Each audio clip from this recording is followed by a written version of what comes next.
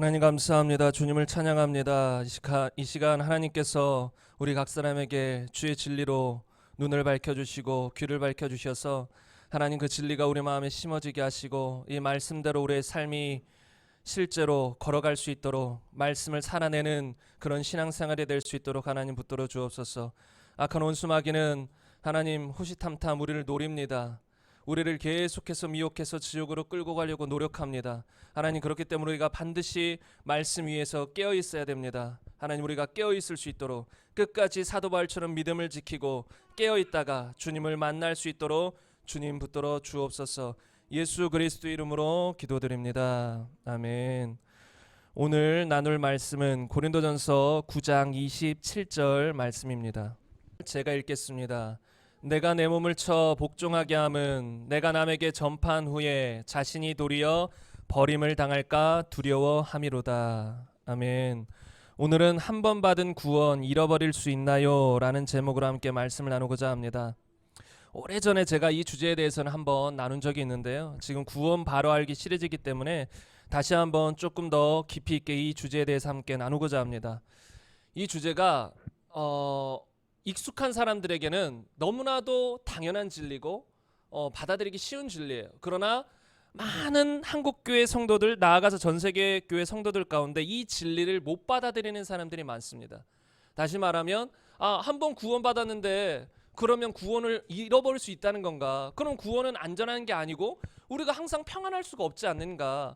구원은 영원하다. 한 번 받았으면 영원히 지속되는 것이지, 우리가 뭐 신앙생활 좀 못한다고, 뭐 우리가 뭐 말씀대로 안 살았다고 구원을 잃어버리는 건 아니다. 상급을 잃어버리긴 하겠지만 구원은 안 잃어버린다. 이렇게 생각하는 사람들이 아주 많습니다. 그리고 저도 어릴 때부터 장로교회에서 그리고 많이 자라왔고, 또 침례교회에서 사역도 했고, 지금 순복음교회 가운데 속해 있지만 어릴 때부터 종종 이런 얘기를 많이 들었던 것 같아요. 그리고 저도 심지어 전도사 사역자가 됐었을 때도 성경을 깊이 몰랐을 때, 오래전 이야기인데요, 깊이 몰랐을 때는 그냥 듣는 이야기, 주님은 우리의 과거, 현재, 미래의 죄를 다 용서했다, 그냥 그걸 들었기 때문에 저는 그냥 전했던 거예요. 가끔 그런 얘기를 사람들에게 얘기도 했죠. 그러나 지금 돌아보면 그때 내가 도대체 무슨 말을 했나 이렇게 하고 후회가 되기도 해요. 그리고 과거에 말씀을 전했던 걸 생각해보면 도대체 내가 무엇을 전했지? 제가 분명히 거듭나고 구원받고 은혜는 받은 사람이었어요. 하나님을 갈망하고 하나님을 아는 사람이긴 했으나 진리에 대해서 미숙했기 때문에 이 무엇을 전했는지 뼈대도 없었고 잘못된 진리들을 전하기도 했다는 것이죠. 그래서 많은 사람들이 이런 이야기를 들어봤을 거예요. 한 번 구원은 영원하다. 유튜브만 들어가 보셔도 이렇게 주장하는 사람들이 많습니다. 그리고 제가 이런 영상들을 올리다 보면 꼭 반대 의견을 다는 사람들이 종종 나타나요. 그래가지고 뭐 한 번 구원은 영원하다, 성경의 여러 가지 근거들을 대면서 이렇게 제시를 하는 사람들도 있습니다. 그래서 그런 반론, 그들이 반론을 제기하는 구절들까지 제가 오늘 어느 정도는 다룰 거예요. 다뤄서 이게 그런 뜻이 아니다. 구원은 정말로 우리가 받았지만 주님 만나는 그날까지 우리가 지켜나가야 되는 것이다 라는 것에 대해서 여러분과 함께 말씀을 나누고자 합니다. 이것을 아는 것이 너무나도 중요한 것이 무엇이냐면, 어떻게 믿느냐에 따라 우리의 신앙생활이 완전히 바뀔 수 있어요. 나는 구원파처럼 한 번 믿었어, 그래서 나는 구원받았고 이건 절대 잃어버리지 않아, 그런 사람은 안심을 하겠죠. 난 이제 안심해, 좋아. 그러나 방탕하기가 아주 쉽습니다. 왜? 어떻게 살아도 구원은 안 잃어버리니까. 그래서 성경은 항상 구원은 잃어버릴 수 있으니 너 두렵고 떨림으로 구원을 이루라. 항상 하나님을 두려워하는 가운데 너희 자신을 정결하게 하라. 이게 성경의 메시지거든요. 여러분, 예를 들어 우리 뭐 이 휴전 중이긴 하지만 아직도 북한과 우리는 주적 관계죠. 그런데 전쟁이 완전히 어떤 전쟁에서 전쟁이 완전히 끝났다라고 생각하는 병사와 전쟁이 아직 끝나지 않았어, 언제 전투가 벌어질지 몰라 라고 생각하는 병사의 삶은 다를까요? 똑같을까요? 완전히 다르겠죠. 오늘 언제 적이 기습해올지 모른다, 긴장하고 깨어있는 병사와 이제 전쟁 끝났어, 휴전이야 라고 생각하는 병사는 완전히 삶이 다를 거라는 거예요. 뭐 밥을 먹을 때든 물을 마실 때든 잠을 잘 때든 그냥 이제 전쟁 없어 편안하게 자는 게 아니에요. 항상 긴장하고 있다는 거예요. 항상 언제 적이 쳐들어올지 모른다는 거예요.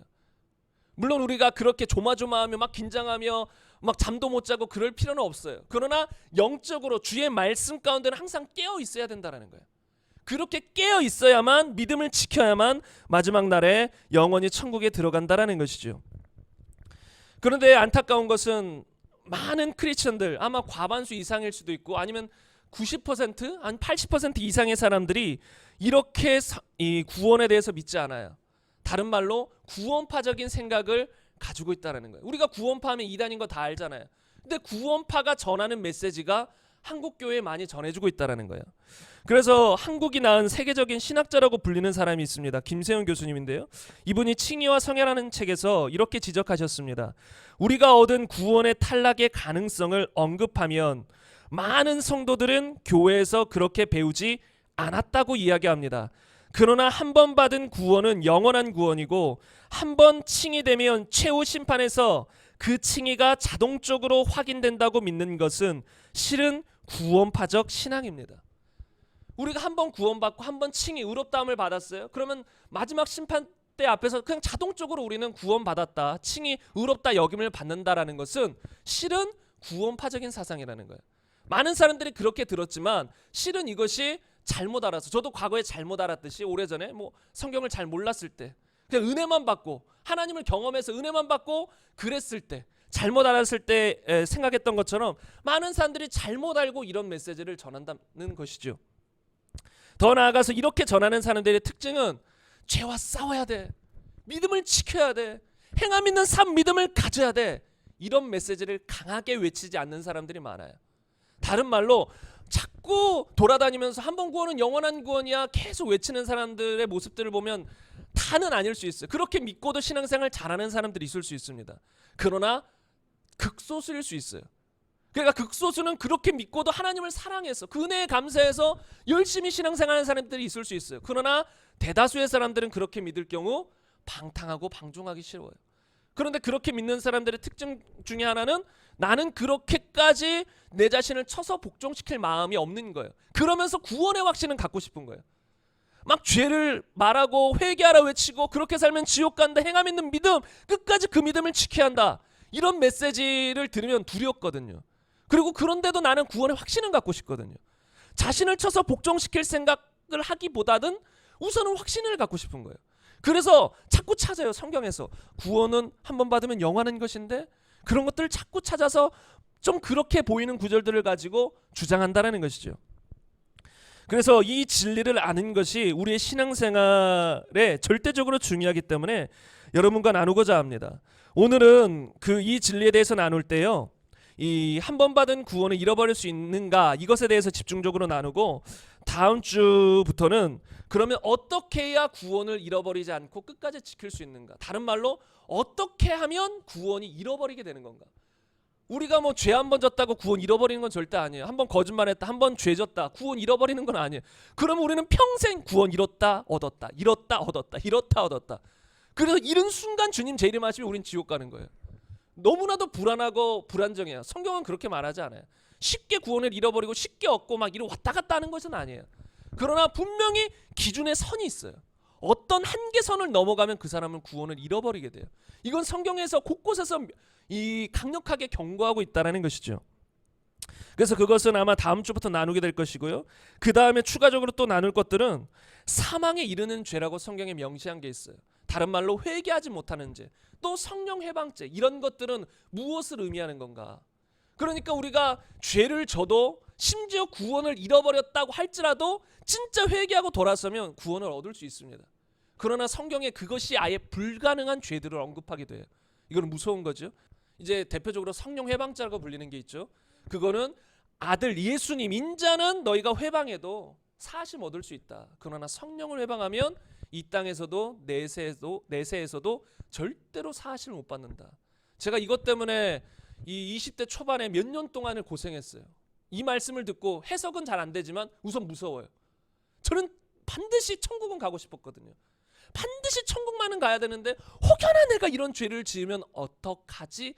그런 마음이 이 안에 들어오면서 몇 년간을 두려움 때문에, 뭐 항상 뭐 두렵고 떨린 건 아니라 항상 이 마음 속에는 두려움이 있었어요. 내가 이 죄를 지으면 어떡하지? 그러나 결과적으로 그것 자체가 나쁜 것은 아니지만 이제 이 성경 말씀을 제대로 모르면 너무나도 두려움에 휩싸여서 다른 일상생활이 안 되거나 항상 마음에 평안이 없을 수 있고, 또 이런 말씀을 그냥 무시해버려요. 많은 사람들은 이거는 뭐 그런 의미 아니야, 그냥 간단히 넘어가 버려요. 그런 사람들은 오히려 이것이 액면 그대로 실제인 부분이 있는데 실제로 구원을 못 받는, 회개하지 못하는 죄임에도 불구하고 사람들은 그것을 가볍게 여긴다라는 거예요. 그래서 그런 것들에 대해서도 이제 다음 주와 다다음 주쯤까지 이어서 아마 쭉 나눌 생각입니다.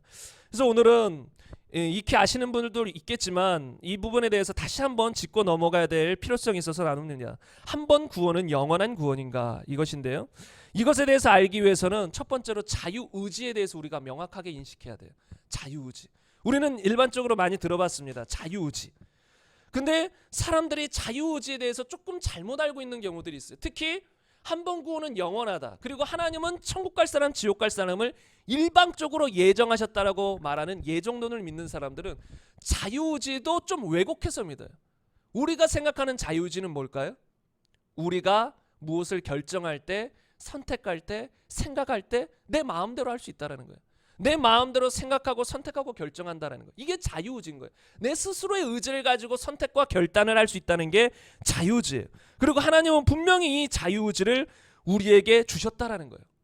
근데 만약에 여러분 생각해 보세요. 이 자유의지가 없다, 다른 말로 로봇과 같이 프로그래밍 돼서 프로그래밍 된 것 안에서 우리가 생활하는 것이다 라고 했을 때 하나님이 마지막 날에 심판을 하실 수 있을까요? 우리를 지옥으로 심판하실 수 있을까요? 그 프로그래밍한 분은 누구예요? 하나님이죠. 하나님이 프로그래밍 해놨는데 그 프로그래밍 한 대로 살았는데 지옥, 넌 천국, 이러면 하나님이 불의한 하나님이 된 거예요. 하나님은 그런 하나님이 아니시라는 거예요. 그리고 또 어떤 사람들은 제한된 자유의지다, 자유의지가 제한돼 있다는 거예요. 그래서 전적인 하나님의 은혜만 중요하고 우리의 자유의지는 무시해버리는 경우들이 있어요. 그래서 구원받는 것도 온전히 하나님의 은혜, 우리의 반응은 중요치 않다 이거예요. 하나님이 선택하면 무조건 죽기 전이라도 회개하고 천국 간다라는 거예요.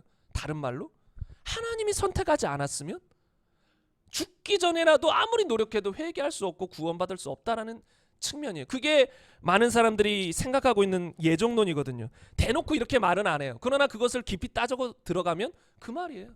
하나님은 일방적으로 선택하셨다라는 거예요. 그러나 성경은 어디에도 그렇게 나와 있지 않다라는 거예요. 그리고 만약에 그런 존재라면 하나님은 불의하신 분이고 절대 사랑이 아니에요. 하나님이 사랑인데 그럼 모든 사람 구원받기를 원하실 텐데 왜 하나님이 일방적으로 넌 천국 넌 지옥, 하나님의 뜻이면 다 가능하다면, 하나님의 뜻으로서 다 천국 보낼 수 있다면 다 천국 보내야 되는 거 아니에요? 그러니까 성경을 우리가 제대로 알면 하나님은 모든 사람이 구원받기를 원하시지만 모든 사람이 구원받을 수 없음을 말해요. 왜냐하면 하나님은 다 구원받기를 원하시고 초청하시지만 우리가 자유의지를 가지고 그 하나님의 은혜를 받아들일 것이냐 거부할 것이냐, 그것에서 차이가 난다라는 것이죠. 그래서 신명기에 보면 유명한 말씀이 있습니다. 30장 19절에 보면 내가 오늘 하늘과 땅을 불러 너희에게 증거를 삼노라. 내가 생명과 사망과 복과 저주를 내 앞에 두었은즉 너와 내 자손이 살기 위하여 생명을 택하고. 택하는 건 누가 택해야 될까요? 너와 내 자손이, 우리가 택하라는 거예요. 하나님은 우리 앞에 저주도, 그 다음에 이 사망도, 그리고 생명과 복도 놔뒀다는 거예요. 우리가 선택할 수 있다라는 것이죠. 여러분, 그래서 하나님은 모든 사람이 구원에 이르기를 원하신다라고 분명히 성경에 기록하고 있고, 누구든지 예수님을 믿으며 아들을 믿으며 영생을 얻으리라고도 말했으면서 또 이렇게도 표현해요. 내가 암탉이 자기 새끼를 모은 같이 이스라엘 백성 너희를 모으려고 한 적이 몇 번이더냐. 그러나 너희가 원하지 아니하였다. 하나님의 마음은 항상 생명을 주고 싶어요. 항상 우리를 구원하고 싶어요. 그러나 예수님의 판단은 뭐예요? 너희가 원하지 않았다. 내가 원하지 않은 게 아니다. 내가 너희를 구원하지 않은 게 아니다. 나는 계속해서 선지자들을 보냈고 계속해서 나의 종들을 보내서 너희를 구원하고자 했다. 그러나 너희가 원하지 않았다. 지금 이 말씀 안에도 엄청 주님의 역사가 느껴져요. 이거 너무 중요한 것이에요. 우리가 원하지 않는 것이에요. 천국을 왜 못 갈까요? 하나님이 버렸을까요? 너 지옥에 하나님 일방적으로 이랬을까요? 아니요. 우리가 원하지 않은 거예요. 하나님의 복음 앞에 우리가 우리 자신을 회개하며 우리 자신을 내려놓지 않은 거예요. 우리 탓이라는 거예요. 만약에 우리 탓이 아님에도 불구하고 하나님이 심판하신다? 그럼 마지막 날에 수많은 사람들이 들고 일어날 거예요. 당신의 심판은 잘못됐습니다. 불의합니다. 그러나 성경에 보면 하나님의 심판은 완전히 공의롭고 그 누구도 그분 앞에서 당신의 심판은 잘못됐다라고 말할 수 없다라고요.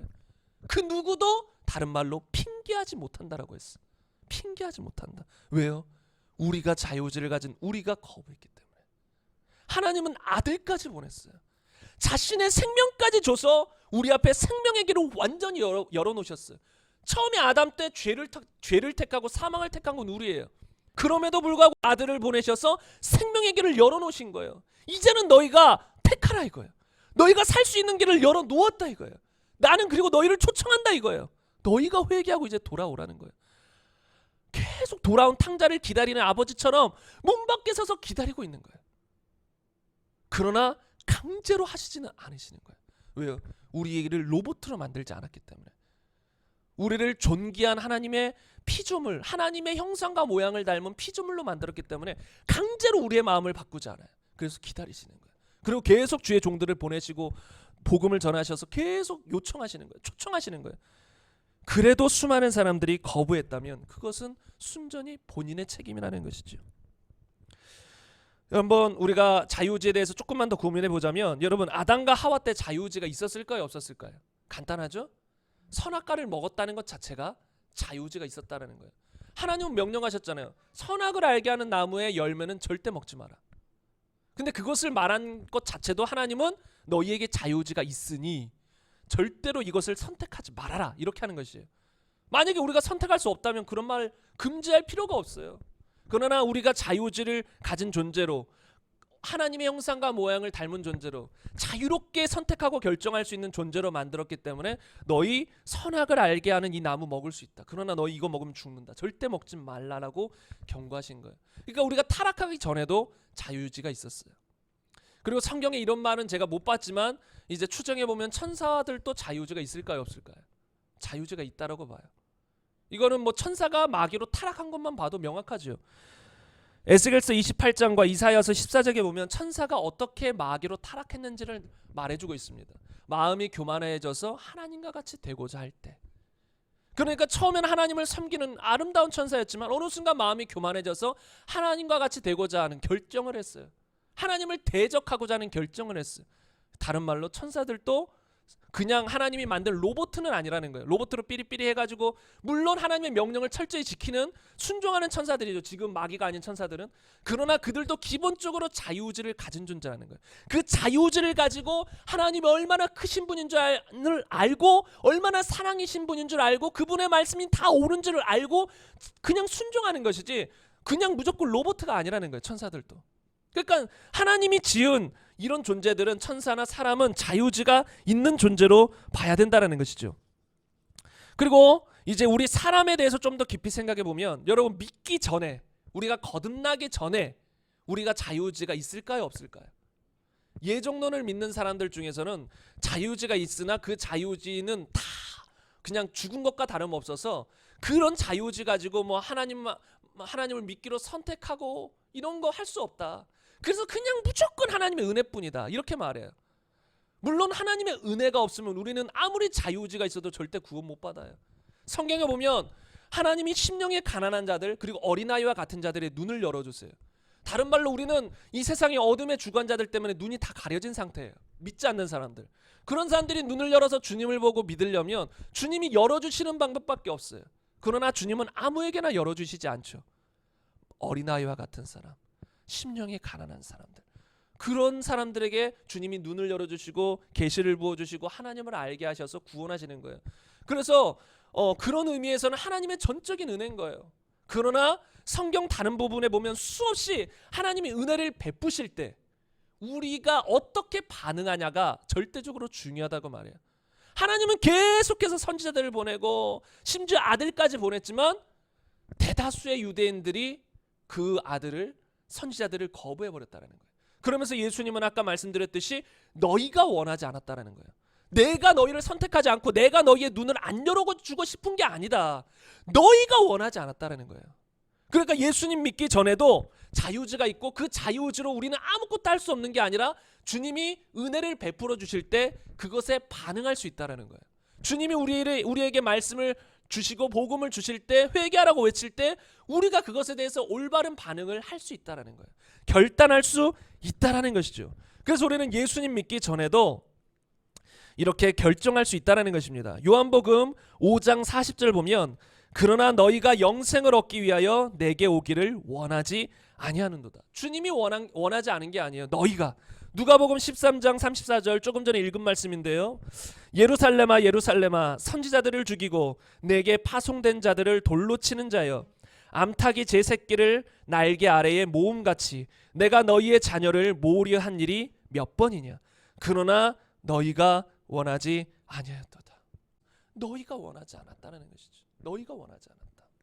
우리가 예수님 믿기 전에도 자유의지를 가진 존재로서 주님을 받아들일지 받아들이지 않을지 은혜가 먼저 임해야 되지만 은혜가 없을 때는 그런 선택 자체가 불가능할 수 있지만 은혜가 없으니까 은혜가 임할 때 주님의 복음이 전해질 때 우리가 주님의 그 은혜를 받아들일지 안 받아들일지 선택할 수 있는 자유의지가 있다라는 것이죠.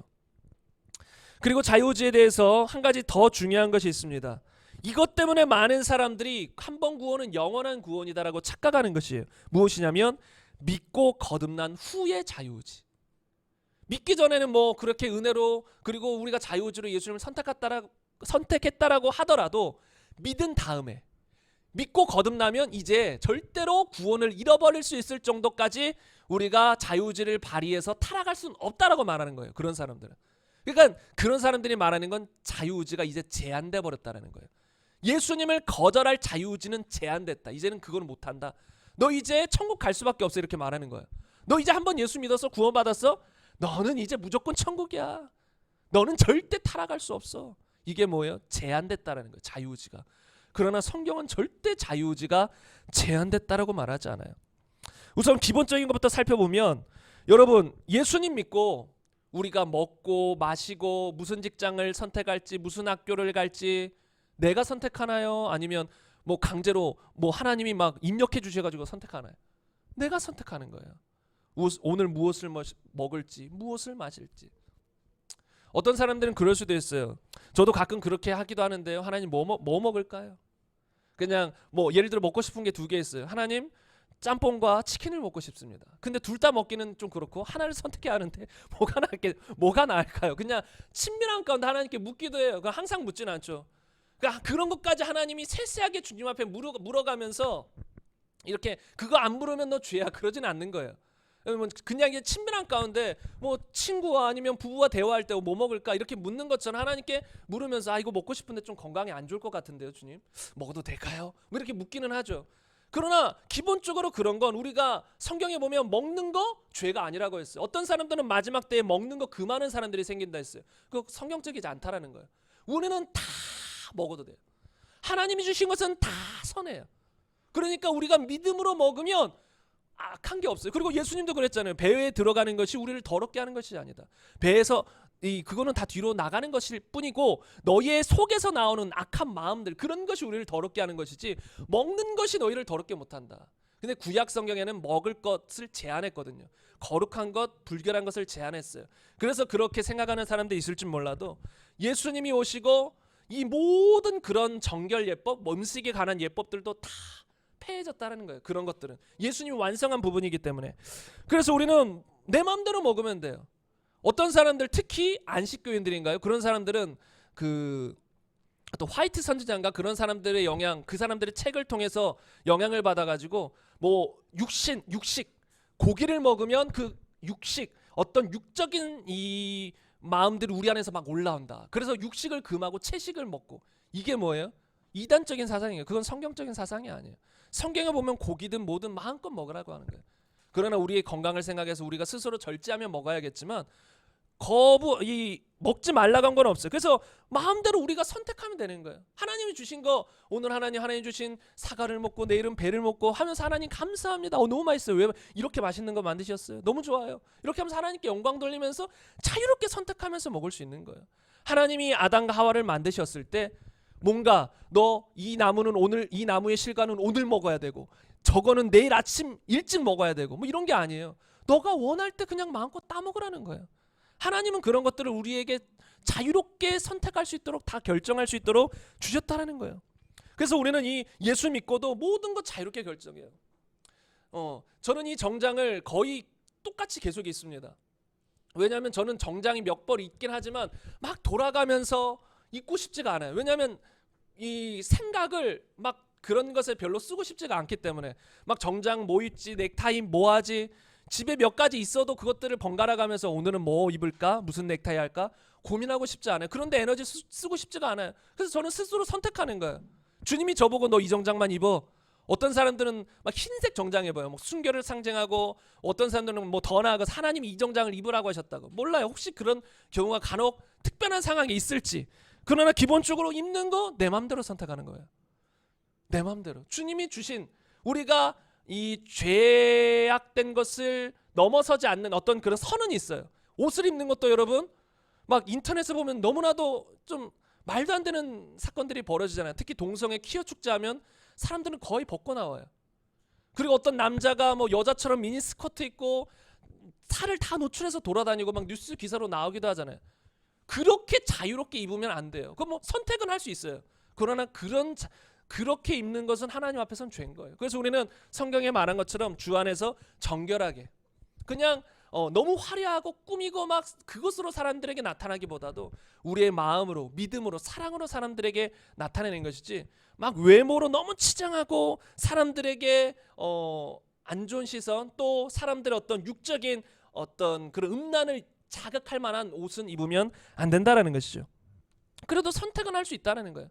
그거는 다른 말로 죄를 선택하는 거죠. 사람들에게 죄를 사람들에게 죄의 유혹을 내가 주는 것으로 스스로 선택하는 거예요. 의외로 이런 사람들이 많이 있을 수 있어요. 남자들 중에도 여자들 중에도 은근히 육적으로 자신을 나타내려고, 여자들은 더 짧아지고 더 노출하고, 남자들도 더 근육질에 이렇게 해서 사람들에게 노출해서 결국은 어떤 음란한 마음을 자극하기도 하거든요. 그래서 우리는 이런 것들의 어떤 균형을 잘 잡아야 돼요. 얼굴에 면사포 가리고 여자들은 그렇게 다니라는 건 아니에요. 그러나 주님 안에서 우리가 딱 보기에 딱 정결하게 입어야 된다는 것이죠. 아무튼 우리가 예수님 믿고도 이런 모든 것을 자유롭게 선택할 수 있다라는 것입니다. 그러면 조금 더 나아가서, 그러면 그리스도인은 이런 것은 자유롭게 선택할 수 있는데 죄를 선택할 수 있을까요, 없을까요? 방금도 말씀 조금 언급하긴 했지만 우리가 예수 믿고 거듭나고 하나님의 생명이 들어온 상태에서 죄를 지을 수 있나요, 없나요? 이거는 성경 진리가 없어도 우선 우리의 삶만 봐도 그냥 알아요. 나의 삶 속에 예수 믿은 후로 죄를 한 번도 안 지셨다. 다시 말하면 무조건 죄를 진다는 건 아니에요. 죄를 안 지을 수 있는 존재가 됐지만 죄를 지을 가능성은 항상 있기 때문에 우리가 언제든지 하나님의 명령을 어기고 죄를 선택할 수 있다라는 거예요. 이런 것에 대해서는 성경에 수없이 경고합니다. 갈라디아서 5장 16절에 보면 내가 이르노니 너희는 성령을 따라 행하라. 그리하면 육체의 욕심을 이루지 아니하리라. 여기서 보면 성령 받은 사람들, 예수 믿는 사람들에게 성령을 따라 행하라고 하는 거잖아요. 예수 믿지 않았다면 성령을 따라 행하라 이런 말 자체가 의미가 없는 말입니다. 그래서 예수 믿는 사람들에게 너희는 이제 성령을 받았으니 성령이 너희를 진리 가운데로 인도하시려고, 너희가 복음대로 말씀대로 살도록 도와주시려고 너희 안에 오셨으니 너희는 이제 성령을 따라 순종하며 살아라. 그리하면 너희는 육체의 욕심을 이루지 아니하고, 또 다른 말로 죄를 짓지 않고 살 수 있다라고 성경은 말하고 있다는 거예요. 다른 말로 그렇지 못할 수 있다라는 거예요. 만약에 무조건 예수님 믿으면 다 성령을 따라 행한다면 이런 말 자체가 의미가 없어요. 그리고 육체의 욕심을 무조건 이루지 않는 거예요. 그러나 예수 믿는 사람도 육체의 욕심이 있고 육체의 욕심을 따라 살 수 있고, 평생을 그 육체의 욕심에 살다가 주님을 떠날 수도 있고, 그러기 때문에 성령을 따라 행하라고 경고한다라는 것입니다. 로마서 8장 12절 이하도 이렇게 말합니다. 그러므로 형제들아, 우리가 빚진 자로 돼 육신에게 져서 육신대로 살 것이 아니니라. 너희가 육신대로 살면 반드시 죽을 것이로되 영으로서 몸의 행실을 죽이면 살리니. 이것도 누구에게 말하는 것이죠? 형제들아. 우리가, 사도 바울 자기도 포함하는 거예요. 우리가 빚진 자로 돼 육신에게 져서 육신대로 살 것이 아니니라. 그리스도인, 구원받은 우리가 육신대로 살면 안 된다. 너희가 육신대로 살면 반드시 죽을 것이로되 영적인 죽음이죠. 영으로서 몸의 행실을 죽이면 살리니. 우리는 영으로서 성령으로서 우리의 몸의 행실을 죽이며 살아야 된다라는 거예요. 다른 말로 언제든지 우리는 몸의 행실을 따라 육신의 정욕을 따라 살 수 있다라는 거예요. 그런 자유의지가 없어진 게 아니라는 것이죠. 그래서 로마서 6장 10절 이하를 한 번 더 보면요. 그가 죽으심은 죄에 대하여 단번에 죽으심이요 그가 살아계심은 하나님께 대하여 살아계심이니 이와 같이 너희도 너희 자신을 죄에 대하여는 죽은 자요 그리스도 예수 안에서 하나님께 대하여는 살아있는 자로 여길지어다. 그러므로 너희는 죄가 너희 죽을 몸을 지배하지 못하게 하여 몸의 사욕에 순종하지 말고 또한 너희 지체를 불의의 무기로 죄에게 내주지 말고 오직 너희 자신을 죽은 자 가운데서 다시 살아난 자 같이 하나님께 드리며 너희 지체를 의의 무기로 하나님께 드리라. 이 안에도 예수 믿는 사람들의 자유의지가 다 들어있어요. 너 이제 구원받았지만 너희가 그 구원받은 그 상태에서 너희 몸을 죄에게 내주지 말라는 거예요. 너희 몸을 죄에게 내주지 말고 하나님께 의에게 내어드려서 너의 몸이 의의 무기가 되게 하라. 의의 무기로 하나님께 드리라. 이게 자유의지잖아요. 우리가 드리라는 것이지 하나님이 우리에게 대신 드리게 해주는 게 아니에요. 도와는 주시죠. 말씀으로 성령으로 도와주시고 감동을 하시지만 결국은 결정하는 건 우리예요. 성령을 따라 행하는 것도 성령님이 대신 내가 널 끌고 갈게 그런 거 성경에 없습니다. 강권하시긴 하시지만 결국 선택하는 건 우리예요. 주님이 계속해서 너 이거 죄야, 죄를 지으려고 할 때 너 안에서 우리 안에서 이건 죄야 성경 말씀들을 생각나게 하시고 마음에 막 두렵게 하시고 거리낌을 주시는데도 우리가 그 성령님의 음성을 선택할지 죄를 버릴지 아니면 그냥 기어코 완고한 마음으로 그 죄를 선택할지는 나의 선택인 거예요. 주님은 도와주시지만 우리를 계속해서 천국으로 인도하시려고 끝까지 인도하시려고 계속해서 감동하시고 도와주시지만 그 성령님을 끝까지 따라가는 건 나의 선택이라는 것이. 예수 믿는 사람도 동일하게 이런 자유지가 있다라는 것이죠. 그런데 문제는 어떤 사람들은 여기까지 또 인정해요. 그런데 그래 우리가 죄를 지을 수 있고 넘어질 수 있다. 나도 그렇게 했다. 그러나 우리가 구원을 잃어버릴 정도로 죄를 짓고 타락하지는 못한다. 왜? 우리는 선택받았다. 하나님 우리를 구원하셨다. 구원은 못 잃어버린다. 그래서 죄를 짓고 넘어질지언정 구원을 잃어버릴 정도까지 죄를 짓고 타락하지는 못한다라고 생각한다는 거예요. 그럼 그것에 대해서 한번 살펴보겠습니다. 에스겔서 33장 18절에 보면 이렇게 나와 있습니다.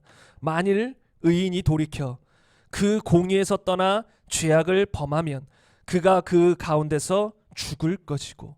여기서 보면 의인이 돌이켜, 이제 현대말로 하면 구원받은 사람이 돌이켜 그 공의에서 믿음에서 떠나 죄악을 범하는 삶 가운데 지속적으로 살면 그 가운데에서 죽을 것이고. 보세요. 이게 만약에 그런 사람들의 말이 맞다면 여기서 좀 더 붙여야 돼요. 만일 의인이 돌이켜 그 공의에 떠나 죄악을 범하면 언젠가 회개하고 돌아올 것이다. 그리고 죄악 가운데 범할지라도 하나님을 떠날 정도까지 배반할 정도까지 타락하지는 않을 것이다. 이렇게 기록되어 있어야 돼요. 그러나 성경은 그 가운데서 죽을 것이고. 주님의 말씀은 떠나 상태에서 그냥 끝나버리면 죽는 거예요. 영적으로도 죽는 거예요. 지옥의 심판을 피할 수 없다라는 거예요. 동일하게 에스겔서 18장 24절에 보면 이렇게 나옵니다. 만일 의인이 돌이켜 그 공의에서 떠나 범죄하고 악인이 행하는 모든 가증한 일대로 행하면 살겠느냐. 그가 행한 공의로운 일은 하나도 기억함이 되지 아니하리니 그가 그 범한 허물과 그 지은 죄로 죽으리라. 여기서도 결국은 결론이 뭐예요? 죽으리라예요. 그러니까 아무리 의인이었다고 할지라도 그 의로운 삶에서 믿음의 삶에서 하나님 안에서 떠나버리면 결국은 죽는다라는 거예요. 그 전에 내가 아무리 잘 믿었습니다. 주님 내가 주를 위해서 선한 일들을 많이 했습니다. 아무리 해도 소용없다라는 거예요. 구원은 끝까지 지켜야 된다는 거예요. 어느 순간 떠나버리면 과거의 의로움이 더 이상 하나님 앞에 기억되지 않아요. 그러나 이거는 역으로도 마찬가지예요. 아무리 우리가 평생을 죄를 범하고 악인으로 살았을지라도 회개하고 돌이키면 과거의 악을 또 기억하지 않았어요. 그래서 하나님은 항상 언제가 중요하냐면 지금이 중요해요. 지금 네가 나의 백성이냐, 지금 네가 나를 믿느냐, 지금 네가 나의 통치 안에 있느냐, 나와 함께 하느냐, 그게 중요하다는 것이죠. 이것에 대해서 좀 더 명확하게 이제 신약성경으로 넘어가 보겠습니다. 데살로니가 후서 2장 3절 보겠습니다. 누가 어떻게 하여도 너희가 미혹되지 말라. 먼저 배교하는 일이 있고 저 불법의 사람 곧 멸망의 아들이 나타나기 전에는 그날이 이르지 아니하리라. 이게 마지막 때에 관한 이야기이기도 한데요. 어떤 멸망의 아들, 불법의 사람이 자신을 높여서 나는 하나님이다, 모든 신위에 자신을 높이는 그런 사람이 아마 이제 나타날 거예요. 이제 마지막 때 되면. 아직 나타나진 않았죠. 근데 그런 사람이 나타나면 그때는 진짜 말세 중에 말세예요. 근데 그때가 되기 전에 우리가 막 주님 곧 오셔 사람들이 해도 막 그런 것들 때문에 마음 요동할 필요가 없다라는 것이죠. 그리고 어떤 사람들은 우리 환난 절대 받으면 안 돼, 그래서 빨리 휴거돼야 돼, 그래서 나는 주님을 위해서 죽을 자신이 없어, 순교할 자신 없어, 나는 휴거 받아야 돼. 근데 성경은 그렇게 말한 적이 없어요. 처음부터 날 따라오려고 한다면 너 십자가 지고 따라와야 돼. 십자가는 죽음도 상징하잖아. 너 죽음으로 나를 따라와야 돼. 죽기를 각오하고 따라와야 돼. 근데 어떤 사람들은 무서워요. 대환란이 온대요. 그래서 결국은 요한계시록 얘기가 뭐예요? 너희 깨어 있어야 돼. 너희 끝까지 믿음 지켜야 돼. 절대로 주님 부인하면 안 돼. 이게 요한계시록 이야기예요. 물론 세부적으로 여러 가지 이야기가 있지만 결국은 우리가 끝까지 믿음을 지키라는 거예요. 너희 목숨을 아낀다면, 사람을 두려워하고 사람 앞에서 나를 부인한다면 나도 너희 부인할 거야. 절대 너희 부인하면 안 돼. 이거는 무서운 죄예요. 히브리서가 그런 배경에서 쓰여졌거든요. 히브리서에 보면 한 번 비침을 받고 쭈쭈쭈 얘기하면서 타락한 자는 회개할 기회도 없다고 했어요. 근데 그 배경이 뭔지 아세요? 그때 이 그리스도인들이 엄청난 핍박을 받았어요. 수많은 이 사람들이 그리스도인들을 죽이는 그런 시절이었어요. 그 시절 가운데 많은 그리스도인들이 유혹을 받아요. 어떤 유혹을 받을까요? 유대교로 돌아가고자 하는 유혹을 받아요. 왜냐하면 그때 로마에서는 유대교는 정식 종교였어요. 그래서 유대교 사람들은 죽이면 안 돼요. 근데 그리스도인들은 죽일 수 있었어요. 그리고 그리스도인들에 대한 그때 어떤 배경 여러 가지가 많은데 그리스도인들에 대한 잘못된 소문들 때문에 로마인들이 열받아가지고 그리스도인들을 죽이기 시작했단 말이에요. 그럴 때 수많은 사람들이 유혹을 받기 시작하는 거예요. 왜요? 유대교로 돌아가고자 하는. 왜냐하면 살고 싶으니까. 자기만 죽을 뿐만 아니라 자기 눈앞에서 막 자기 어린 자식들도 죽이거든요. 그걸 보여주면서 너 예수님 부인해, 그러면 살아. 이런 이 핍박 속에서 수많은 사람들이 유혹을 받은 거예요. 그 유대교만 돼도 살 수 있는데, 유대교 가도 나 하나님 믿는 거잖아, 똑같은 하나님이잖아. 근데 유대교로 가면 누굴 부인해야 돼요? 예수님을 부인해야 돼요. 더 나아가서 저주해야 돼요. 하나님 아들 아니야, 저주의 자식이야, 막 이러면서 예수를 부인해야 돼요. 그런 상황 속에서 히브리서가 쓰여진 거예요. 그러면서 너희 그렇게 하나님을 알고 하나님을 경험하고 내세의 능력을 맛보고 성령을 맛본 사람이 하나님을 부인한다, 하나님을 고의적으로 대적하고 떠난다, 예수를 저주한다, 그런 사람에겐 다시는 회개할 기회가 없다. 절대 너희 부인하면 안 된다라고 경고하는 거예요. 요한계시록도 마찬가지로 마지막 날에 그런 환란이 있을지라도 우리 반드시 끝까지 목숨을 잃을지언정 우리가 믿음을 부인하면 안 된다라는 것입니다. 아무튼 이 구절 속에서는 그런 불법의 아들, 멸망의 아들이 나타나기 전에는 그날 재림의 날에 이르지 아니한다라는 이야기인데, 여기서 보면 누가 어떻게 하여도 너희가 미혹되지 말라. 먼저 무슨 일이 있어요? 배교하는 일이 있고, 지금 수많은 그리스도인들이 배교하고 있습니다. 그런 일들이 있다라는 거예요.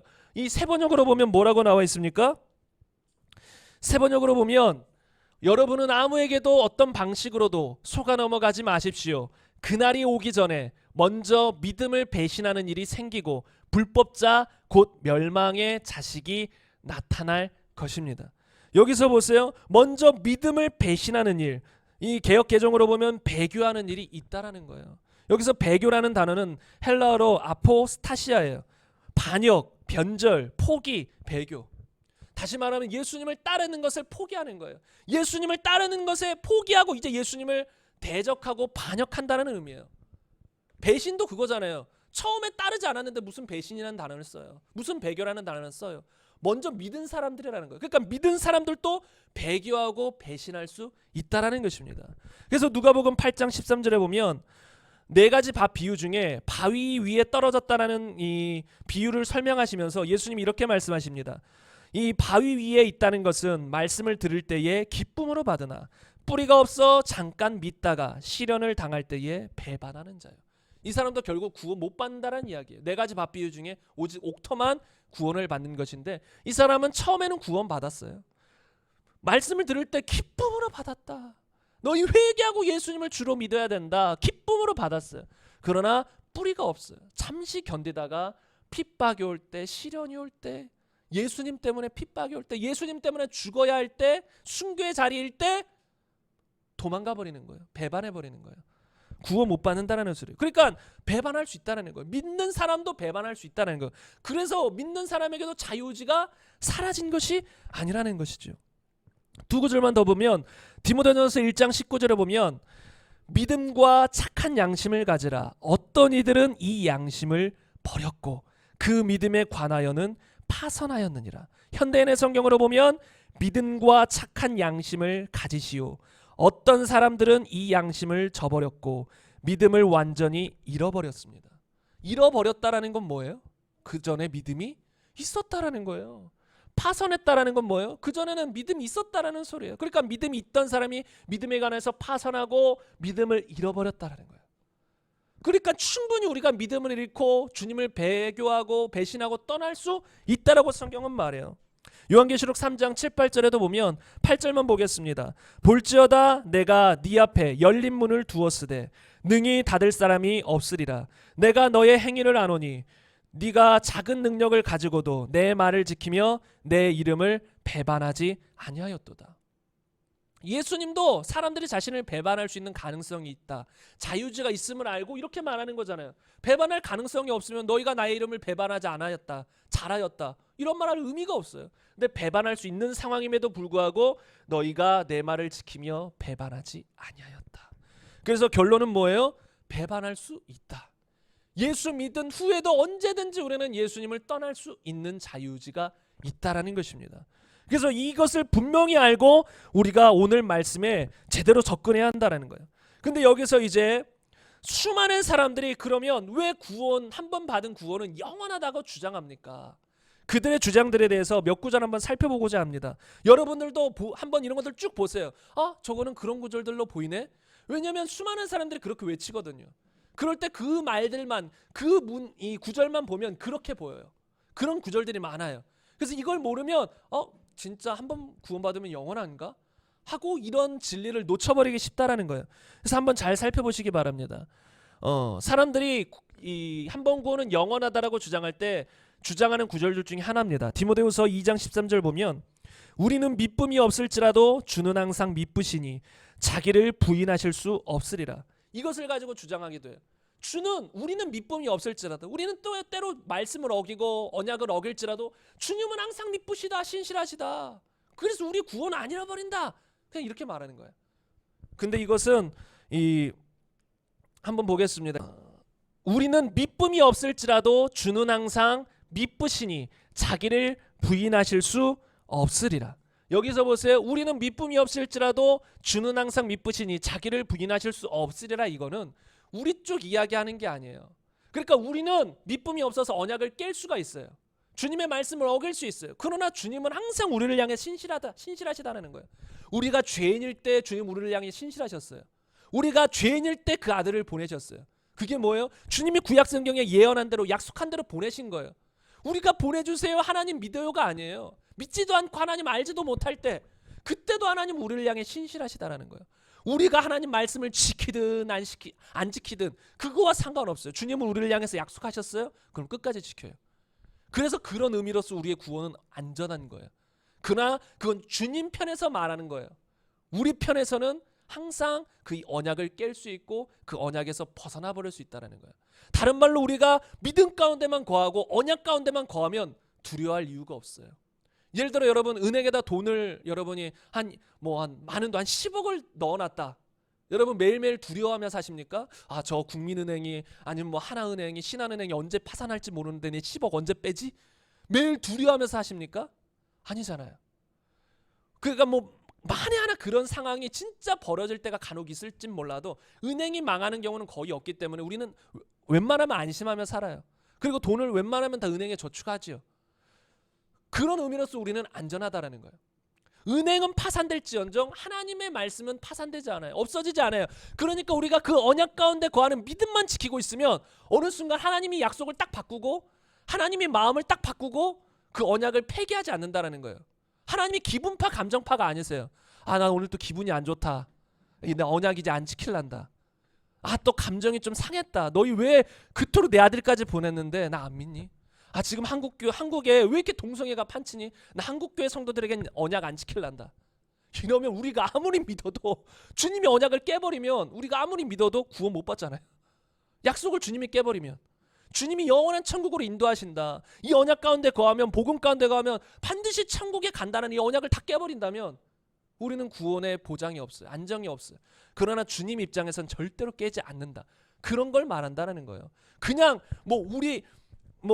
우리에게 구원 준 거에 대해서 하나님은 돌이키지 않는다, 바꾸지 않는다, 그런 의미가 아니라는 것이죠. 그래서 사람들이 이런 말씀들을 볼 때 앞뒤 문맥을 우리가 잘 보고 이제 판단하셔야 되는데 앞에 문맥만 봐도 명확하잖아요. 참으면 또한 함께 왕노릇할 것이요. 믿음을 지키고 인내하며 참으면 주님과 함께 왕노릇할 거예요. 주님과 함께 거할 거예요. 그런데 우리가 주를 부인하면 주도 우리를 부인하실 것이다. 이 명확하잖아요. 주도 우리를 부인하실 거라는 거예요. 그런데도 뒷구절만 보고 주는 항상 미쁘시오. 우리가 죄져도 우리는 구원 안 잃어버려. 주님은 항상 신실하시니까. 말도 안 되는 이야기입니다. 그러나 이런 구절들로 심지어 주장하더라고요. 요한복음 14장 16절 말씀도 한번 보겠습니다. 내가 아버지께 구하겠으니 그가 또 다른 보혜사를 너희에게 주사 영원토록 너희와 함께 있게 하시느니. 이것도 많은 사람들이 들어보시고 또 많은 사람들이 주장하는 구절일 거예요. 뭐냐면 또 다른 보혜사 성령을 너희에게 주사 영원토록 함께 있게 하신다. 영원토록 함께 있게 하시니까 성령이 우리 안에 영원히 있으면 어떻게 돼요? 성령과 함께 지옥 갈 수가 있나요? 성령님이 지옥 가시나요? 안 가요. 그럼 성령님 우리와 영원토록 함께 있는다면 우리의 구원은 보장된다라는 거예요. 근데 이것은 어떤 배경인지 아세요?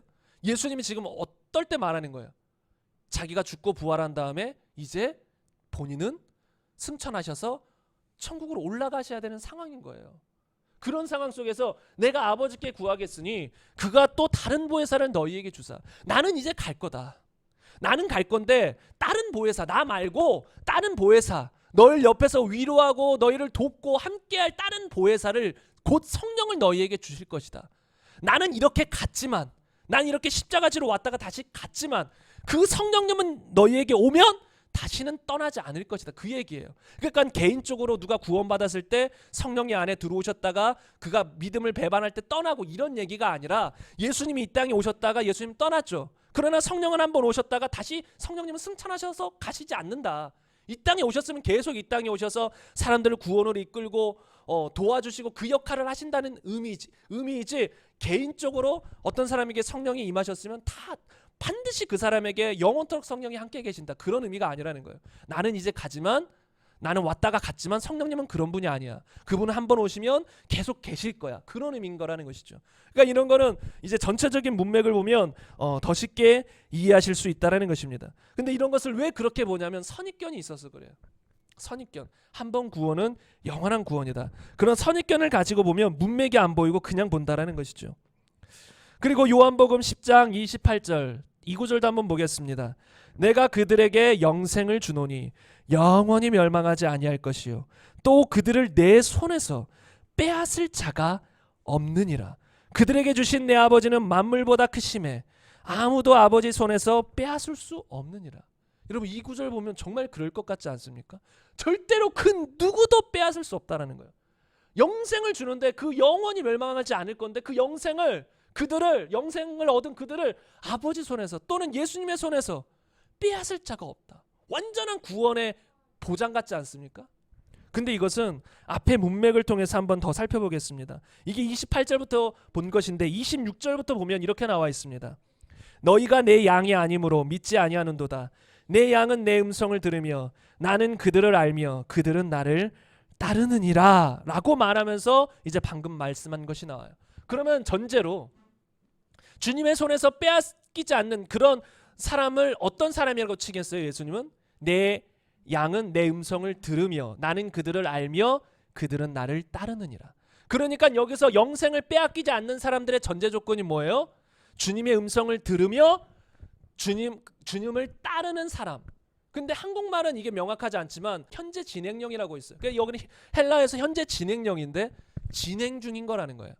우리는 이제 시제가 조금 단순한데 이제 영어도 그렇고 우리와 시제가 다른 것들이 많잖아요. 그리고 헬라어도 마찬가지예요. 우리는 그냥 뭐 따르느니라 이러지만 여기서는 계속 지속적으로 따른다라는 의미가 들어가 있다는 거예요. 그러니까 예수님은 내 음성을 들으며 계속 나를 따르는 자들 그 누구도 못 뺏어간다 이거예요. 그 사람들이 예수님 음성을 거부하고 예수님을 떠나는 그런 것을 말하는 게 아니라 계속 예수님을 따르며 예수님의 음성을 듣는 그런 사람들 그 누가 와서 마귀가 와도 못 뺏어간다. 그러니까 우리 얘기하는 게 아니에요. 그냥 우리가 죄를 지고 떠나갈 수 있는 얘기가 그런 얘기를 하는 것이 아니라 계속 주님의 음성을 들으며 따르는 사람들에게 절대로 그들은 내 손에서 빼앗기지 않는다라는 소리라는 것이죠. 그래서 이런 거와 관련돼서 이제 한 번 구원은 영원한 구원인가라는 책에서 데이비드 포슨이 이렇게 기록하고 있습니다. 이 책은 여러분이 한번 기회 되시면 꼭 사서 읽어보세요. 아주 성경적으로 탁월한 책인데요. 이 데이비드 포슨이 이렇게 기록하고 있습니다. 선한 목자가 자기 양에게 이렇게 말하고 있다. 아무도 그들을 내 아버지의 손에서 빼앗아 갈 자가 없다.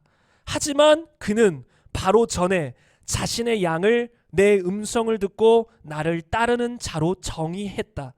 두 구절 모두 현재 진행형으로 되어 있기 때문에 과거 어느 한때 그분의 음성을 듣고 그분을 따르기 시작했던 사람에게 적용될 수 없다.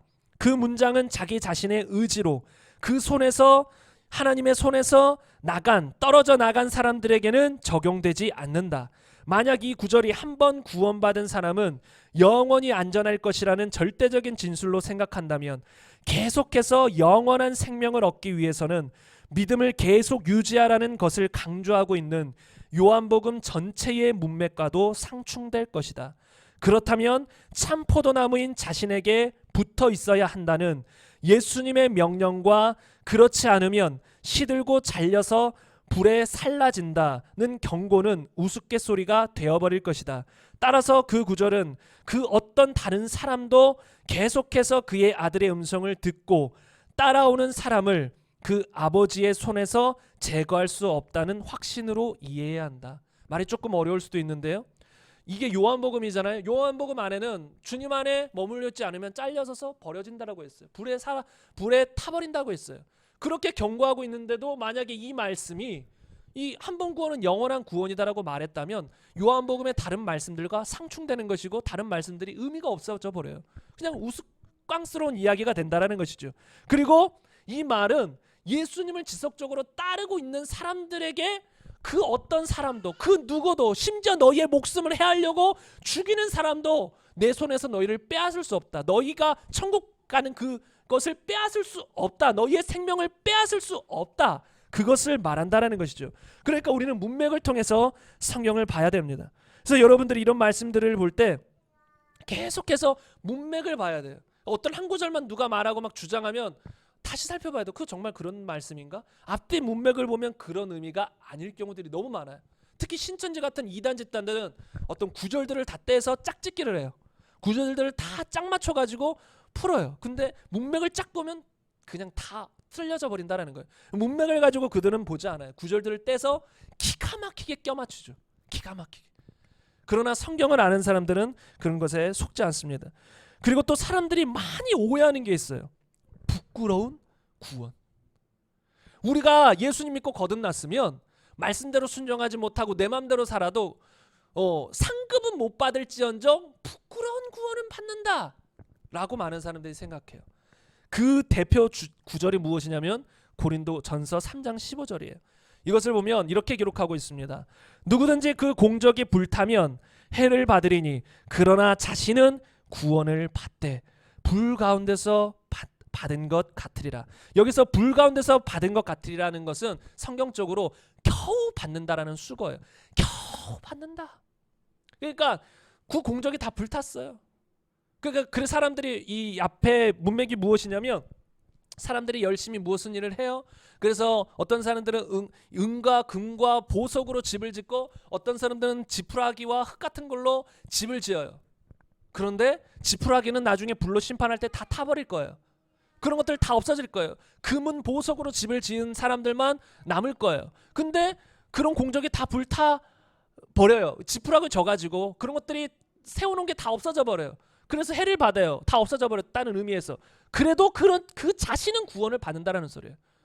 아무리 내 마음대로 살고 말씀대로 안 살아도 자기는 구원 받는다. 이렇게 사람들이 해석한다라는 거예요. 그런데 이것은 고린도전서 앞에 5절부터 쭉 봐야 되는데 문맥을 보면 그런 이야기가 아니라 어떤 상황에서 이런 말씀을 하셨냐면 사람들이 나는 아볼로에게 속했다. 나는 바울에게 속했다. 이런 다툼이 있다라는 거예요. 그래서 사도 바울 입장에서는 바울이 뭐냐, 아볼로가 뭐냐, 그게 무슨 상관이냐. 우린 다 주님께 속한 사람이다. 아볼로는 아볼로의 사역을 했을 뿐이고 나는 나의 사역을 했을 뿐이다. 그건 중요한 게 아니다. 우리는 사람에게 속한 게 아니라 주님께 속했다. 그런 이야기들을 하면서 이 아볼로는 물을 주었고 나는 심었다라는 거예요. 나는 심었고 아볼로는 물을 줬다. 그러니까 바울의 사역은 아마 개척과 많이 관련이 돼 있어요. 직접 가서 개척하고 사람들을 예수 믿게 하고 그럼 그 다음에 아볼로가 와서 물을 줘서 신앙이 자라나게 했다라는 거예요. 그러니까 사역 자체가 다른 거예요. 누가 더 대단하다 그런 게 없어요. 사역의 종류가 다른 거예요. 그러면서 이런 말씀들을 쭉 이어나가는데 우리는 하나님의 이런 동역자들 뿐이다. 그리고 너희는 하나님의 밭이다. 하나님의 집이다. 그래서 나는 내게 주신 은혜를 따라 지혜로운 건축자같이 한번 볼까요? 여기서 보면 10절에 보면 내게 주신 하나님의 은혜를 따라 내가 지혜로운 건축자와 같이 터를 닦아두매 다른 이가 그 위에 세우나 그러나 각각 어떻게 그 위에 세울까를 조심할지니 이 닦아둔 것 외에 능히 다른 터를 닦아둘 자가 없으니 이 터는 곧 예수 그리스도라 라고 하면서 만일 누구든지 금이나 은이나 보석이나 나무나 풀이나 집으로 이 터 위에 세우면 각 사람의 공적이 나타날 터인데 그날이 공적을 밝히느니 이는 불로 나타내고 그 불이 각 사람의 공적이 어떠한 것을 시험할 것임이라. 만일 누구든지 그 위에 세운 공적이 그대로 있으면 상을 받고 누구든지 그 공적이 불타면 해를 받으리니 그러나 자신은 구원을 받되 불 가운데서 받은 것 같으리라. 여기서 말하면 무슨 이야기냐면 내가 지혜로운 건축자 같이 은혜를 따라 사람들을 이제 세워나갔다라는 거예요. 터를 우선 이 사람은 마련했어요. 바울은 터를 마련해서 예수 그리스도를 믿는 그 믿음의 터를 마련해놨어요. 그럼 그 위에 아볼로와 같은 사람들이 계속해서 건축해 나갈 거 아니에요. 집을 지을 때 터를 마련해놓은 사람이 있고 그 위에 건축하는 사람이 있죠. 건축하는 사람들, 다른 말로 사역적인 부분을 말하는 거예요. 어떤 사람들이 사역을 해요. 누굴 양육해요. 그럼 어떤 사람은 금과 은과 보석 같은 걸로 하나님의 말씀의 진리에 근거해서 제대로 사역해 나가서 사람들을 양육하고 어떤 사람들은 좀 비진리, 잘못된, 미혹된 진리들로 사람들을 양육해요. 예를 들어 한 번 구원은 영원한 구원이다. 이런 진리들 같은 걸로 사람들을 양육해요. 그럼 나중에 그런 것들은 다 무너져 버릴 거라는 거예요. 진리가 아니니까, 잘못된 거니까 다 무너져 버릴 거예요. 그러나 그 자신은 구원을 받대. 이거는 모든 사람을 이야기하는 것이 아니라 사역자 이야기인 거예요. 우리 모두가 사역자가 될 수 있는데 내가 사역자로서 내가 또 하나님의 사명자로서 사람들에게 복음을 전해요. 또 누구에게 양육을 해요. 그런데 잘못할 수가 있잖아요. 잘한 것은 끝까지 남을 것이지만 잘못한 것들은 다 무너져 없어질 거예요. 그러나 그렇다고 우리가 구원을 잃어버리진 않을 것이라는 거예요. 구원은 받을 것이라는 거예요. 근데 여기서 전제는 이 사역자는 본인은 말씀을 지키는 삶을 사는 것이 전제죠. 그러니까 내가 말씀도 안 지키고 내 마음대로 살면서 그런 상황에서 자신은 구원을 받대가 아니라 우선 사역자로서 본인은 그래도 하나님을 사랑하고 말씀대로 살아가지만 좀 지식이 부족해서 하나님의 말씀에 대한 진리가 부족해서 남들을 가르칠 때 잘못 가르친 거예요. 하나님의 사역을 좀 잘못 행한 거예요. 그런 것들은 다 그런 사역들은 다 무너질 것이지만 정작 자신은 구원받을 것이다. 우리 이런 이야기를 하고 있다라는 것입니다. 그래서 이것도 부끄러운 구원을 말하는 것이 절대 아니에요.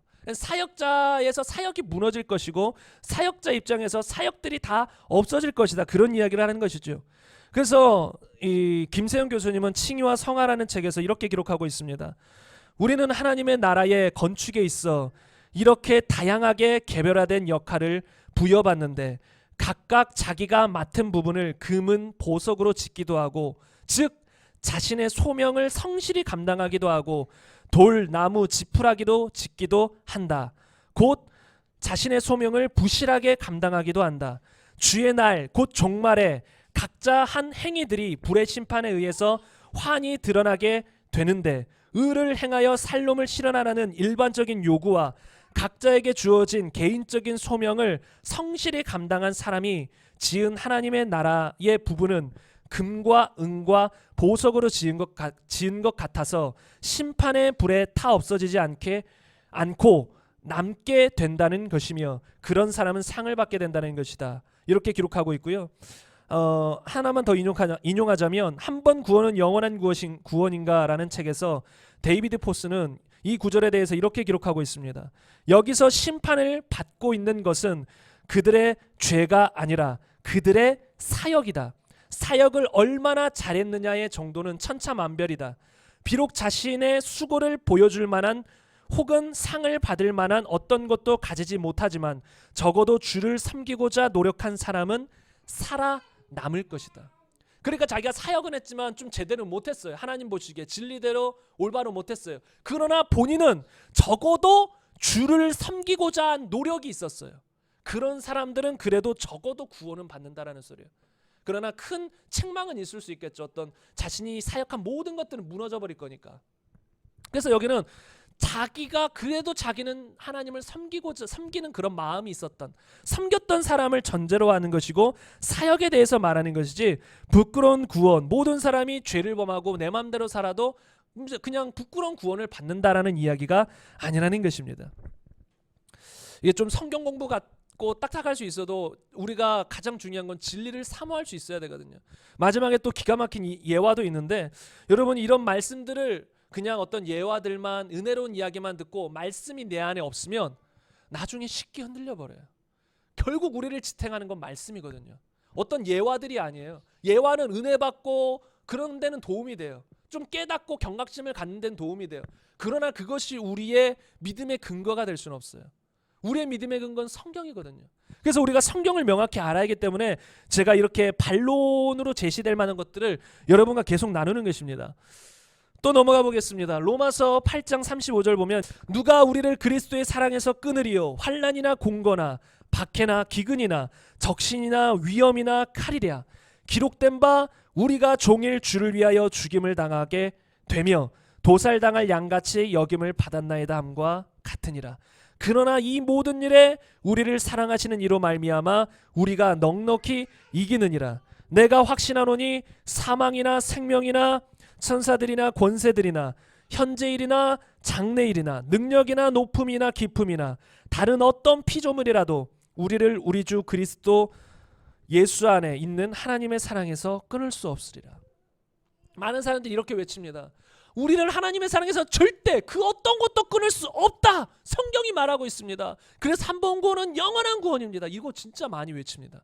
근데 여러분 여기서 한번 우선 첫 번째로 살펴볼 건 빠진 게 있어요.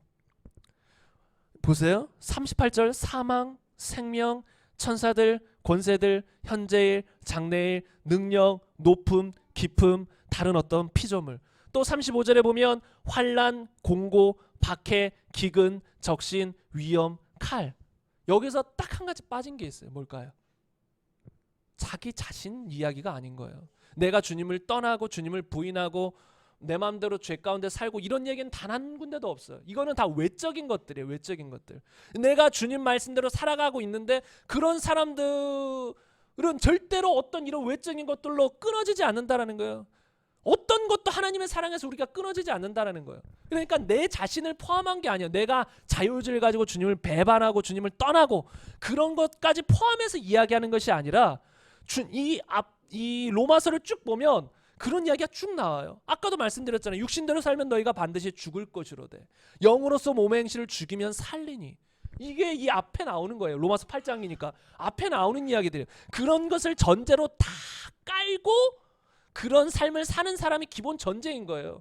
그런 사람들에게 환난이 와도 공고가 와도 핍박이 와도 뭐 사망 생명 천사 그 어떤 것도 하나님의 사랑에서 끊지 못한다라는 것이죠.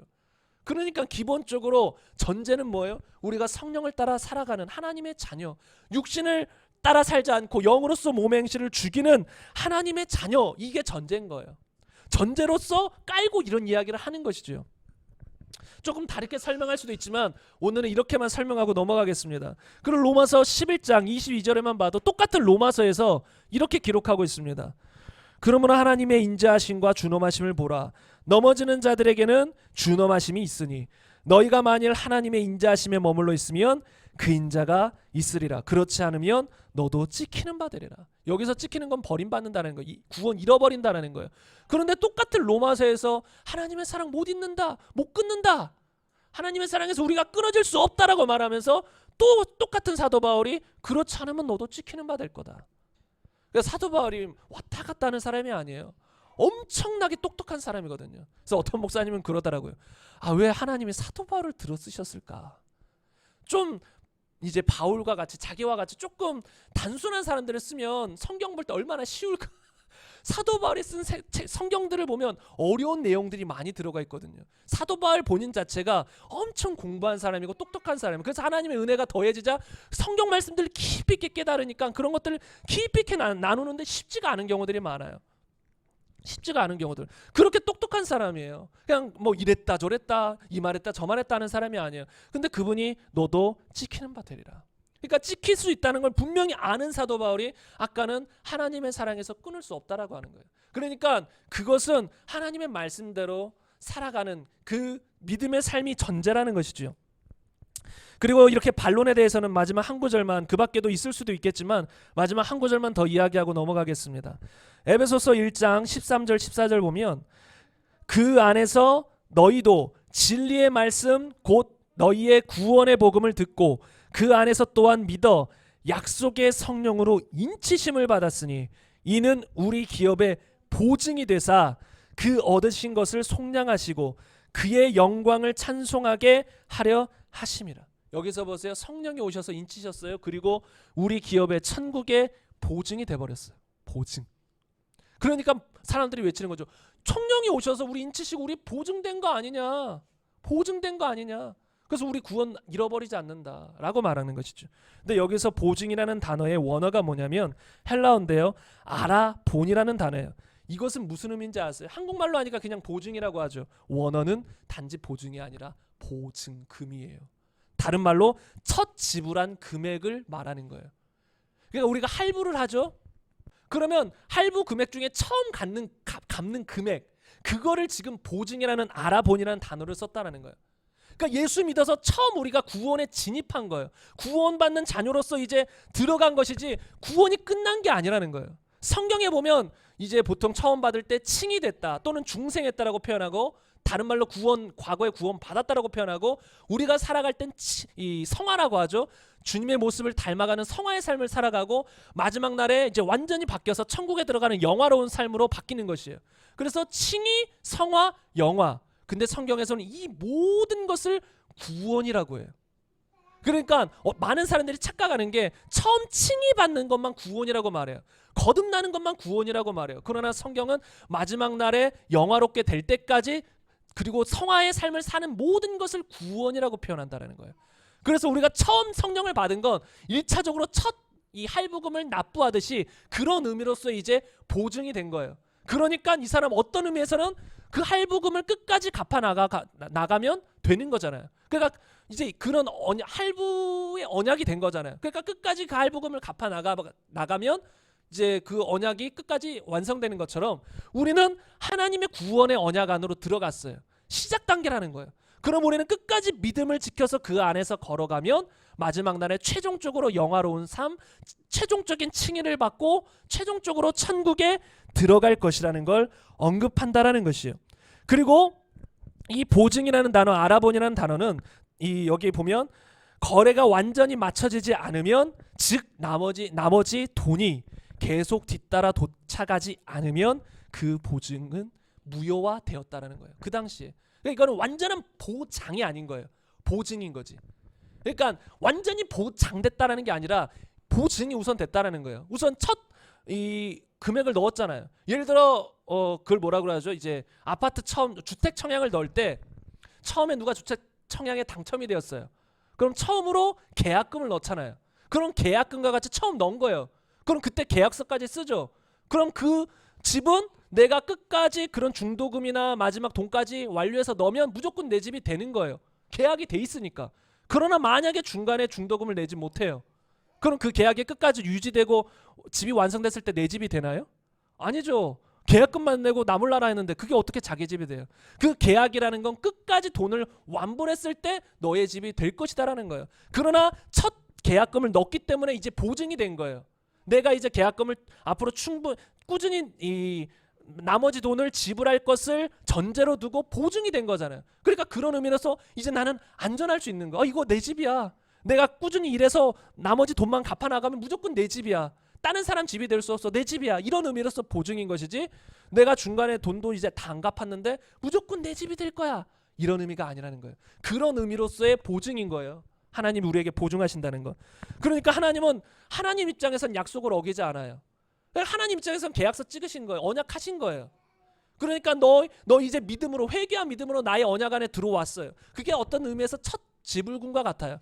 그러니까 너희는 이제 보증됐다라는 거예요. 너희는 이렇게만 살아가면 앞으로 이 믿음만 지켜나가면 너희는 무조건 천국이다. 내 아들로서 내 딸로서 영원히 천국에 들어갈 것이다. 이런 의미로서의 보증이지 무조건 너희 그냥 보장된 거야 라는 의미가 아니라는 것이죠.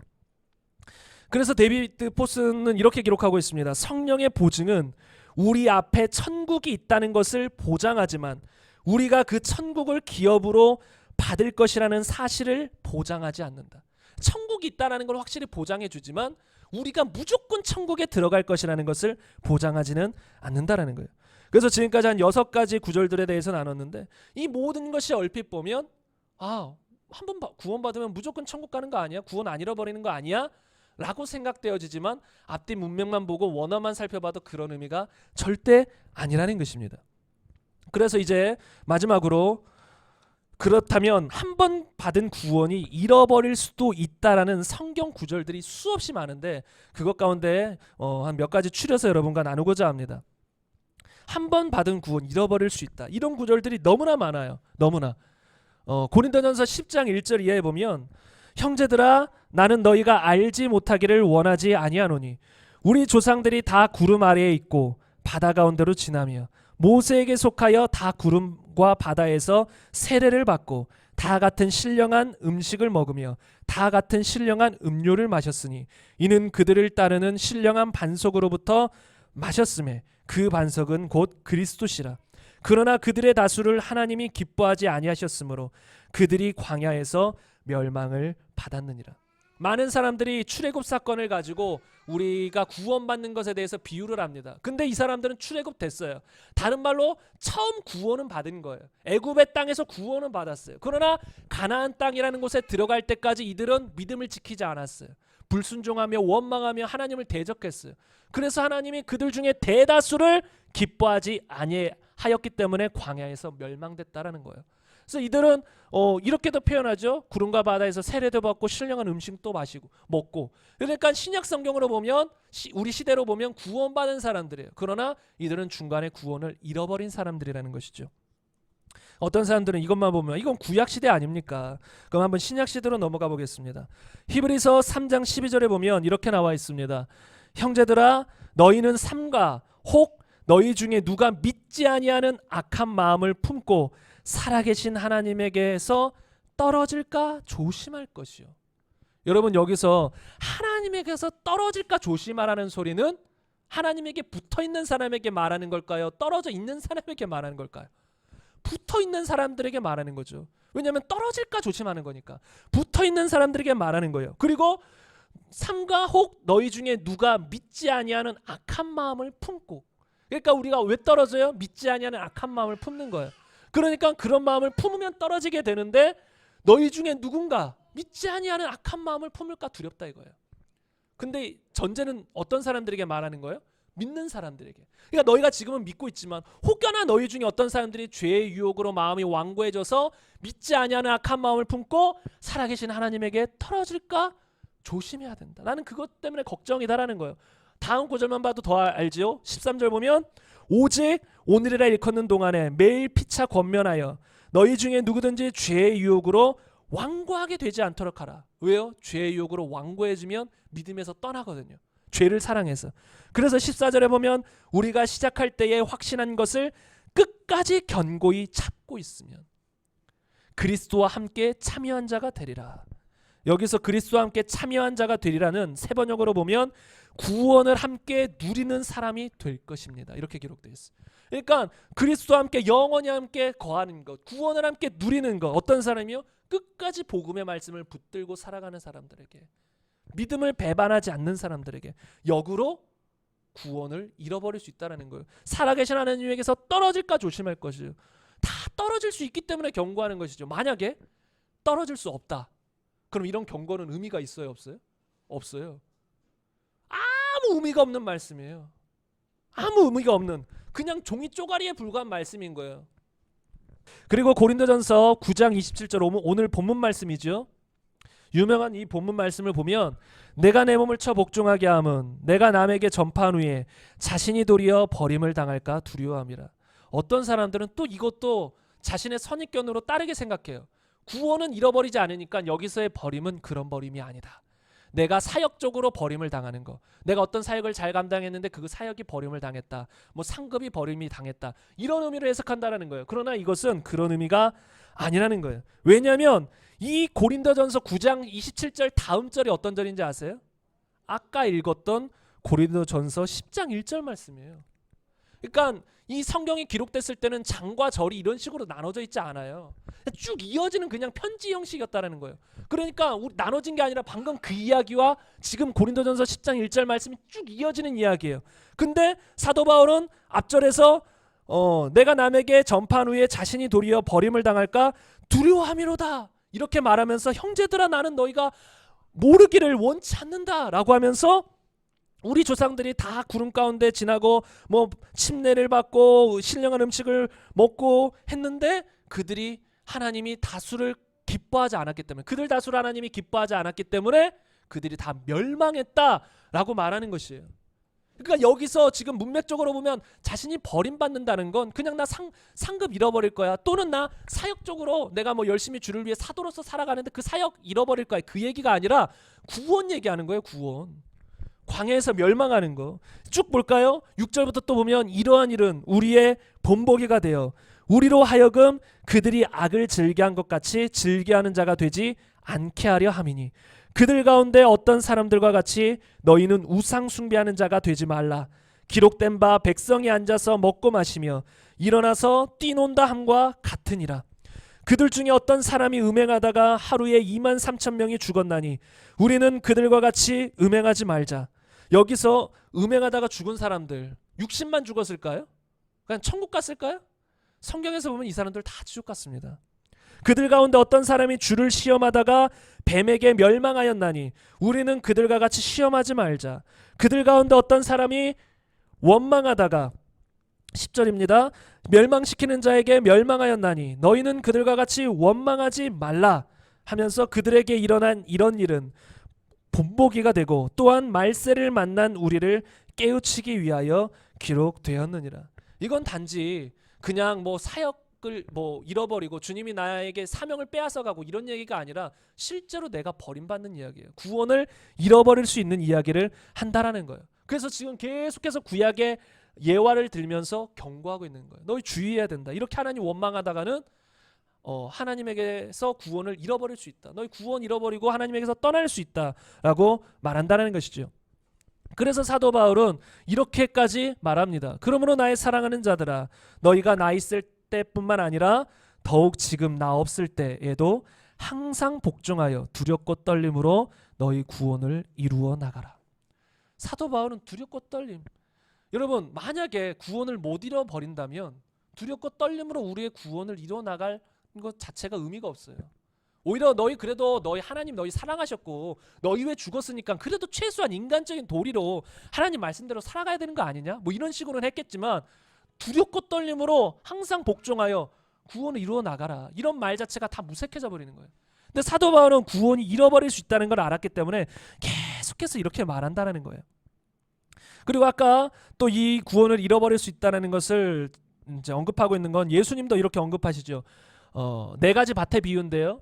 여기서 아까 언급한 대로 13절 보면 뿌리가 없어 잠깐 믿다가 실현을 할 때에 배반하는 자요. 이 사람은 구원을 받은 사람이에요. 그러나 중간에 배반하고 주님을 떠나서 구원을 잃어버린 사람이에요. 가시떨기 14절도 마찬가지예요. 말씀을 들은 자이나 구원받은 사람을 의미해요. 지내는 중 이생의 염려와 재물과 향락의 기운이 막혀 온전히 결실하지 못하는 자예요. 끝까지 그 말씀대로 살아내지 못한 거예요. 중간에 말씀이 막혀서 어느 순간 세상적으로 살아가 버리는 거예요. 믿음을 배반한 사람과도 같죠. 그래서 이 사람도 구원 결국은 못 받은 사람이에요. 다른 말로 구원을 잃어버린 거죠.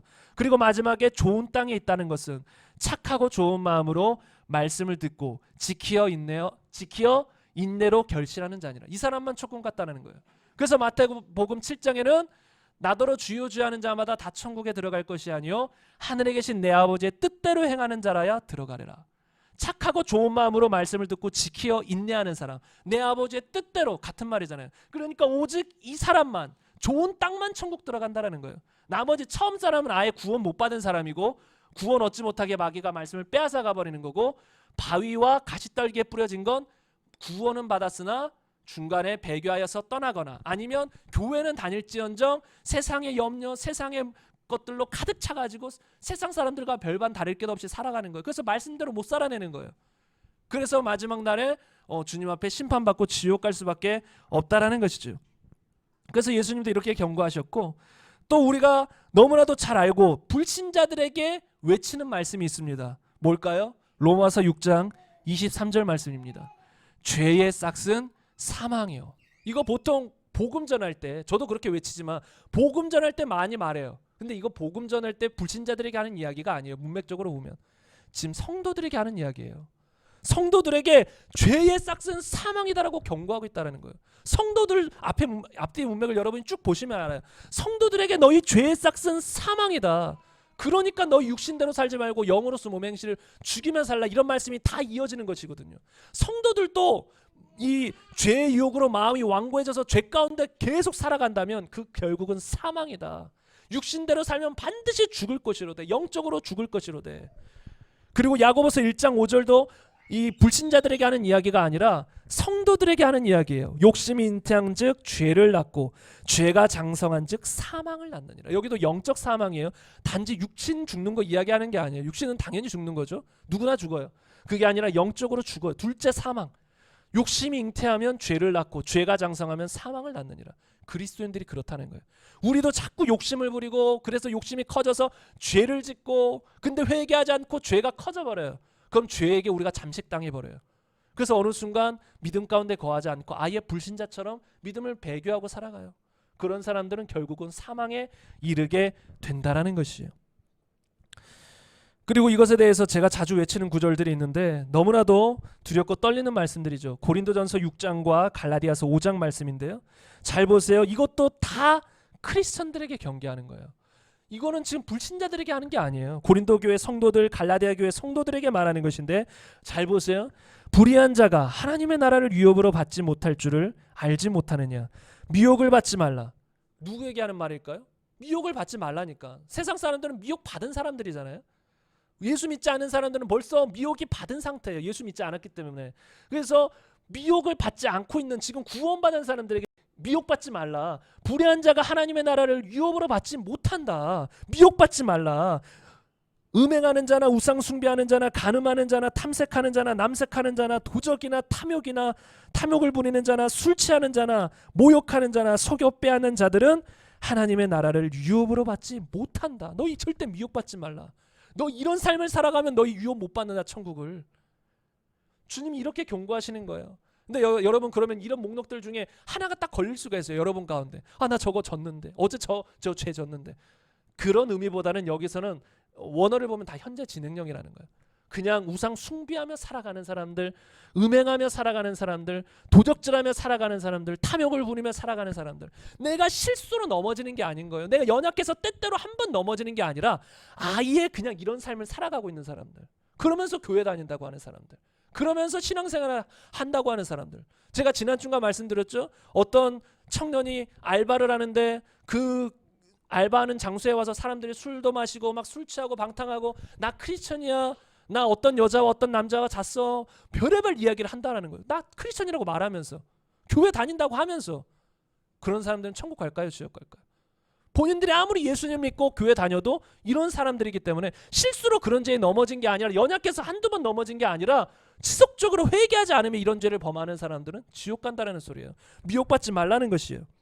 그래서 갈라디아서 5장 16절에 보면 성령을 따라 행하라 육체의 욕심을 이루지 아니한다라고 말하면서 쭉 이렇게 얘기합니다.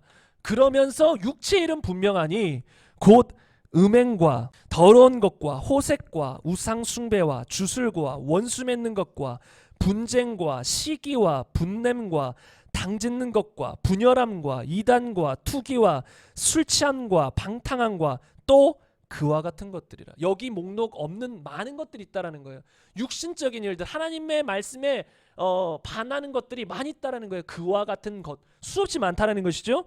그와 같은 것들이라. 전에 너희에게 크리스천인 구원을 받은 너희에게 전에 경고한 것처럼 경계한 것처럼 또 경계하노니 이런 일을 하는 자들은 하나님의 나라를 유업으로 받지 못할 것이요. 기가 막히죠. 잘 보세요. 만약에 이 사람들의 구원이 잃어버릴 수 없다라면 전에 경고한 것처럼 또 경고할까요? 경고 자체가 필요할까요? 이런 일을 하는 자들은 하나님의 나라를 위협으로 받지 못한다라고 경고하는 거잖아요. 근데 구원을 잃어버릴 수 없어요. 그러면 구원받은 사람들이 구원을 잃어버릴 수 없는데 이런 경고가 의미가 있어요? 아무 의미가 없죠. 구원 못 잃어버리는데. 하나님의 나라를 위협으로 받지 못할 것이요. 이거는 구원받은 성도들에게 지금 경고하는 거잖아요. 근데 구원을 잃어버릴 수가 없으면 이런 경고 자체가 의미가 없고 할 필요가 없는 거예요. 그런데 구원을 잃어버릴 수 있기 때문에 믿음을 배반할 수 있기 때문에 이런 일을 하는 사람들은 믿음을 배반한 사람이고 하나님 나라 유업으로 받지 못한다. 그러니까 제발 미혹받지 말고 세상 사람들과 같이 죄 가운데 거하면 안 된다라고 경고한다라는 것이지요. 그래서 성경이 계속 이렇게 말합니다. 두 구절만 더 보겠는데요. 아까 말씀드린 로마서 11장 말씀입니다. 로마서 11장 말씀을 보면 20절부터 옳도다. 그들은 믿지 아니함으로 꺾이고 너는 믿음으로 섰느니라. 높은 마음을 품지 말고 도리어 두려워하라. 하나님이 원가지들도 아끼지 아니하셨은즉 너도 아끼지 아니하시리라. 그러므로 하나님의 인자하심과 준엄하심을 보라. 넘어지는 자들에게는 준엄하심이 있으니 너희가 만일 하나님의 인자하심에 머물러 있으면 그 인자가 너희에게 있으리라. 그렇지 않으면 너도 찍히는 바 되리라. 분명히 찍히는 바 되리라고 했어요. 왜냐하면 옳도다. 그들은 믿지 아니함으로 꺾이고 20절에서 이들 꺾인 사람들이 누구예요? 유대인들. 유대인들은 원래 선택된 민족으로 하나님 백성이지만 믿지 않았어요. 끝까지 믿음을 거부했어요. 그래서 꺾여져 나가버린 거예요. 그러나 이방인인 우리는 믿음으로 예수님께 붙인 바 된 거예요. 믿음으로 쓴 거예요. 믿음으로 구원받은 거예요. 그러나 너희가 하나님의 인자가 너희에게 있으리라. 그렇지 않으면 너도 찍히는 바 되리라. 보세요. 이 22절에 보면 넘어지는 자들에게는 준엄하심이 있으니 너희가 만일 하나님의 인자하심에 머물러 있으면 그 인자가 너희에게 있으리라. 그렇지 않으면 너도 찍히는 바 되리라. 넘어지는 자들에겐 준엄하심이 있잖아요. 만약에 우리도 넘어진다면 우리에게 준엄하심이 있고 찍히는 바 될 수 있다라고 성경은 분명히 경고하고 있다는 거예요. 마지막 한 구절과 예화를 여러분과 나누고자 하는데요.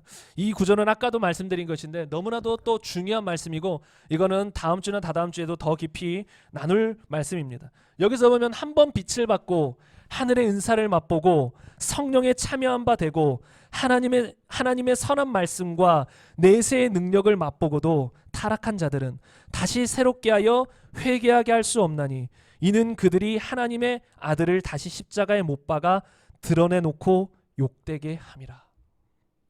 근데 어떤 사람들은 이것을 보고서도 이거는 그런 거 관련된 거 아니다. 구원 잃어버린다는 소리 아니다. 라고 또 말을 하더라고요. 뭔 주장인지 다 기억은 못하지만 또 무슨 사명을 잃어버린다, 상급을 잃어버린다. 대표 주자가 그거예요. 상급을 잃어버리든 사명을 잃어버리든.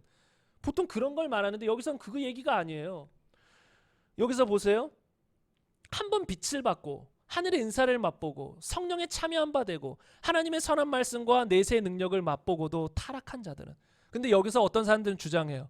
이 사람들은 구원받은 사람이 아니라 그냥 교회에 와서 그냥 말씀을 통해 빛만 잠깐 느꼈을 뿐이다. 진리의 빛을 잠깐 느낀 사람들이지 구원받은 사람 아니다 라고 말하는데, 여러분 어떻게 생각하시나요? 4절 5절을 보세요. 이 사람이 구원받은 사람일까요? 그냥 교회에 나와서 잠깐 말씀을 살짝 깨달은 정도의 수준의 사람일까요?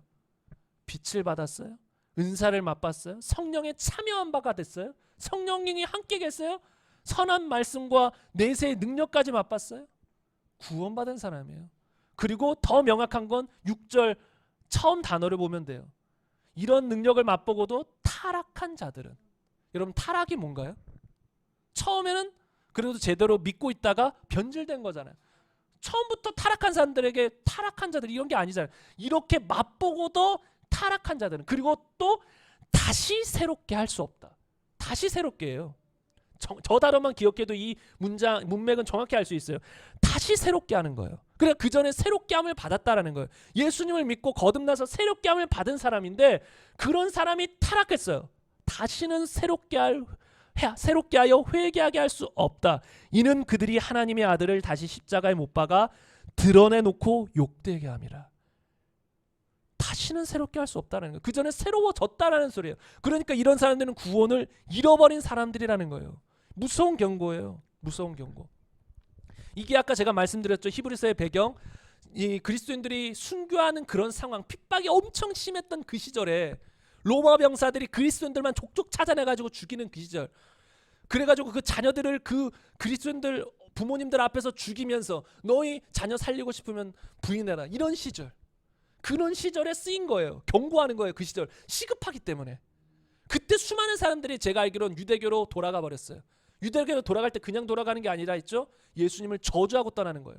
그들 가운데서는 빛을 받고 은사도 맛보고 성령에 참여하고 내세 이 선한 말씀과 내세의 능력, 이렇게 그냥 새신자 정도 수준이 아니에요. 이거는 그냥 새신자로서 예수님 믿었다가 나 예수님 안 믿어 이런 사람 말하는 게 아니에요. 주님을 깊이 경험한 사람들, 이거 하나하나 나중에 기회가 되면 나누겠지만 이렇게 내세의 능력도 맛보고 성령을 경험하고 막 이런 걸 체험한 사람이, 이렇게 하나님을 깊이 아는 사람이 무서워서 예수님을 저주할 자라고 하고 예수님을 부인하고 떠나버려요. 예수님 하나님의 아들이라고, 아들이 아니라고 말해요. 그리고 유대교로 돌아가 버려요. 그런 사람들은 절대 이제 회개할 기회조차 없다.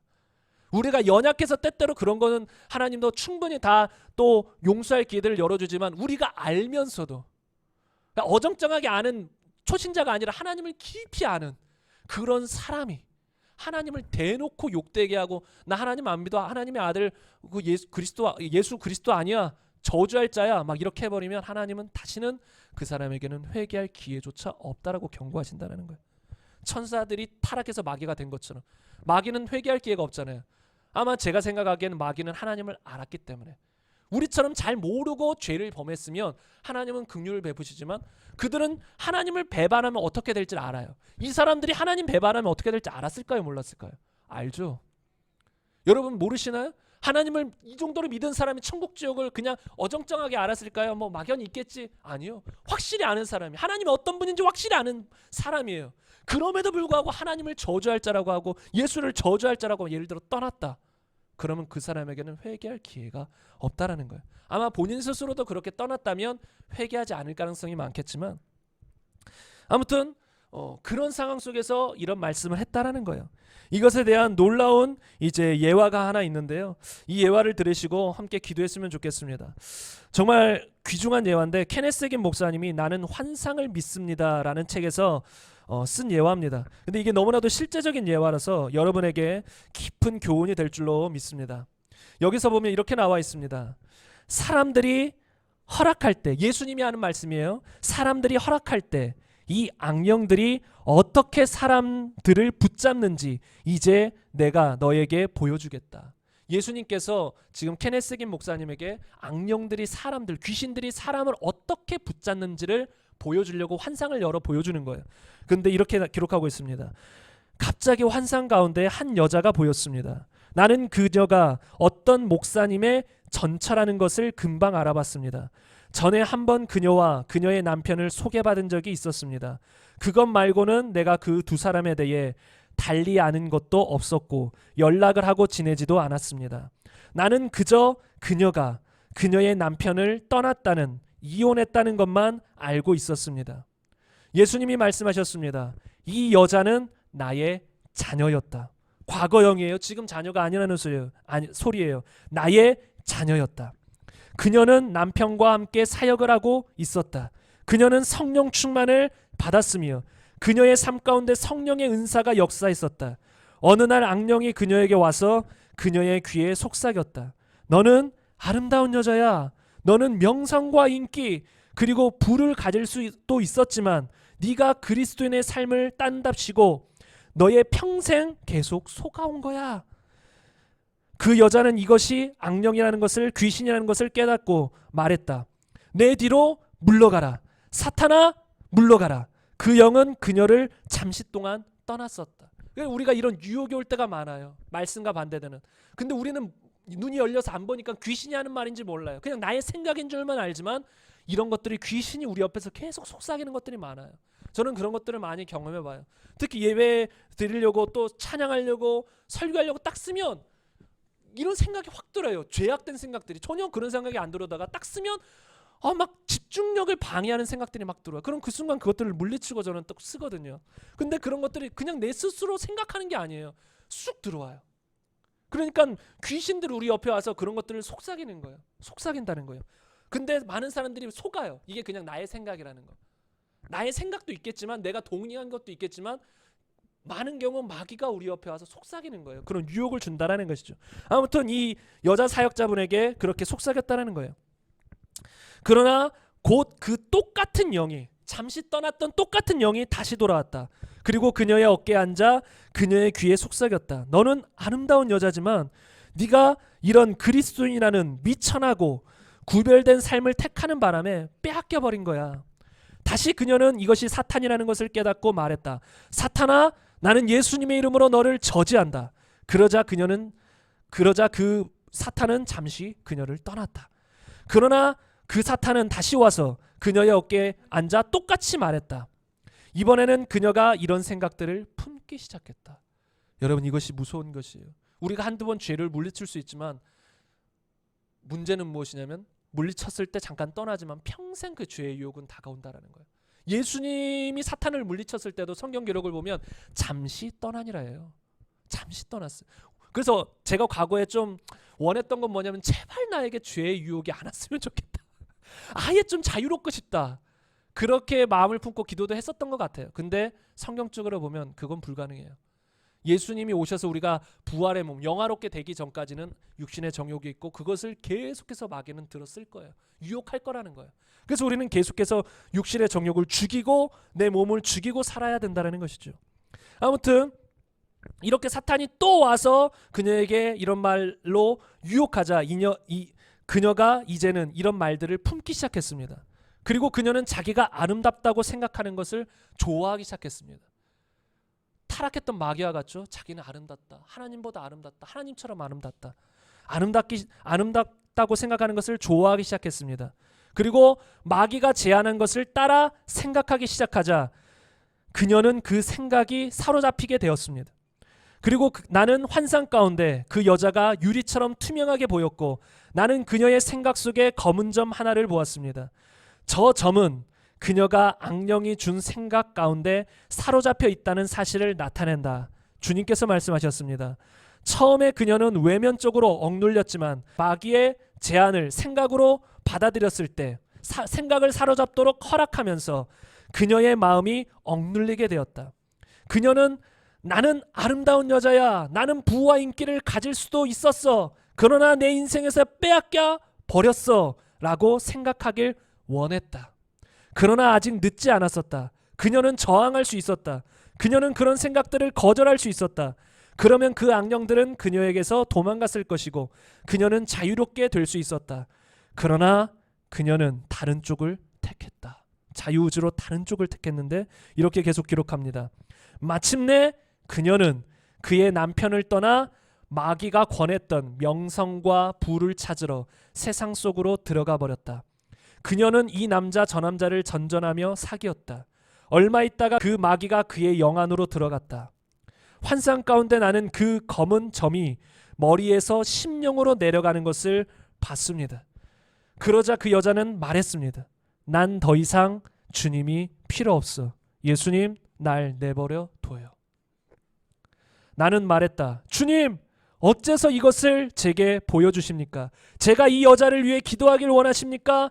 제가 그녀에게서 마귀를 쫓아내길 원하십니까? 예수님이 대답하셨습니다. 아니다. 나는 네가 그녀를 위해 기도해서 마귀를 쫓아내는 것을 원하지 않는다.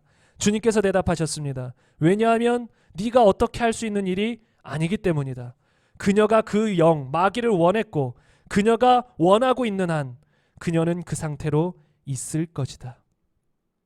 그리고 또 케네스 해긴 목사님 이렇게 질문합니다. 주님, 그 여자는 어떻게 되는 것입니까?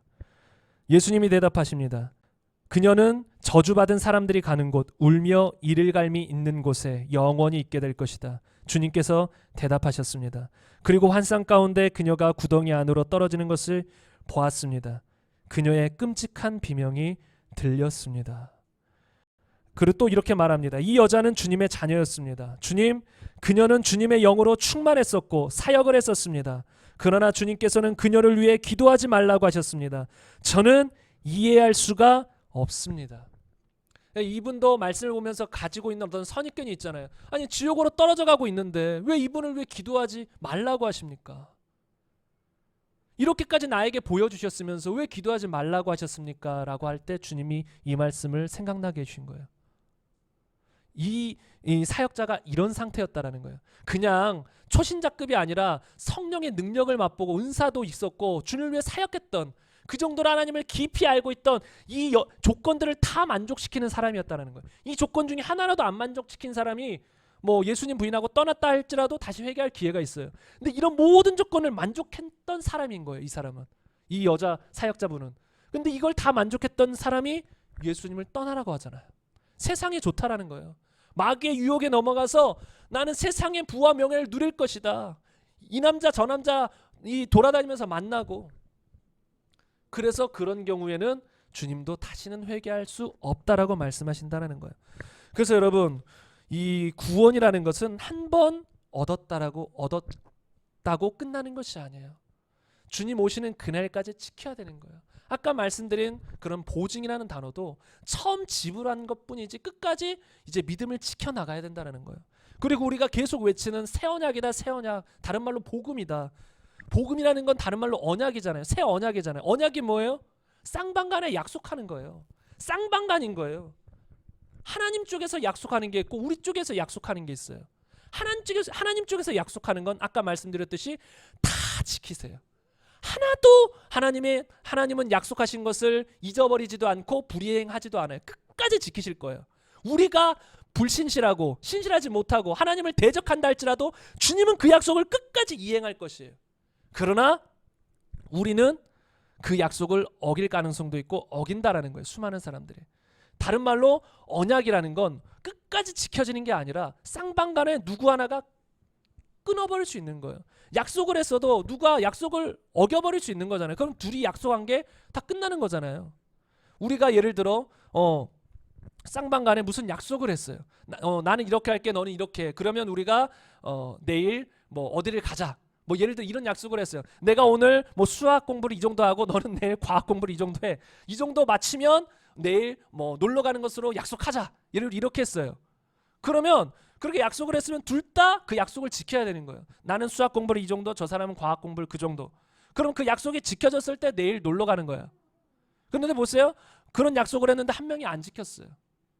그러면 그 약속은 깨어지는 것이고 내일 놀러 간다는 그 약속은 더 이상 서로 지킬 필요가 없어지는 거예요.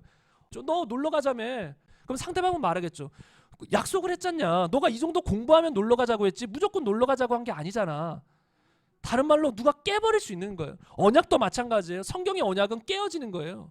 무조건 한 번 언약 안으로 들어왔다고 무조건 보장되는 게 아니라 언약, 약속이기 때문에 하나님이 지키실 부분이 있고 우리가 지킬 부분이 있어요. 그런데 안전한 건 하나님은 무조건 지키시니까 안전한 거예요.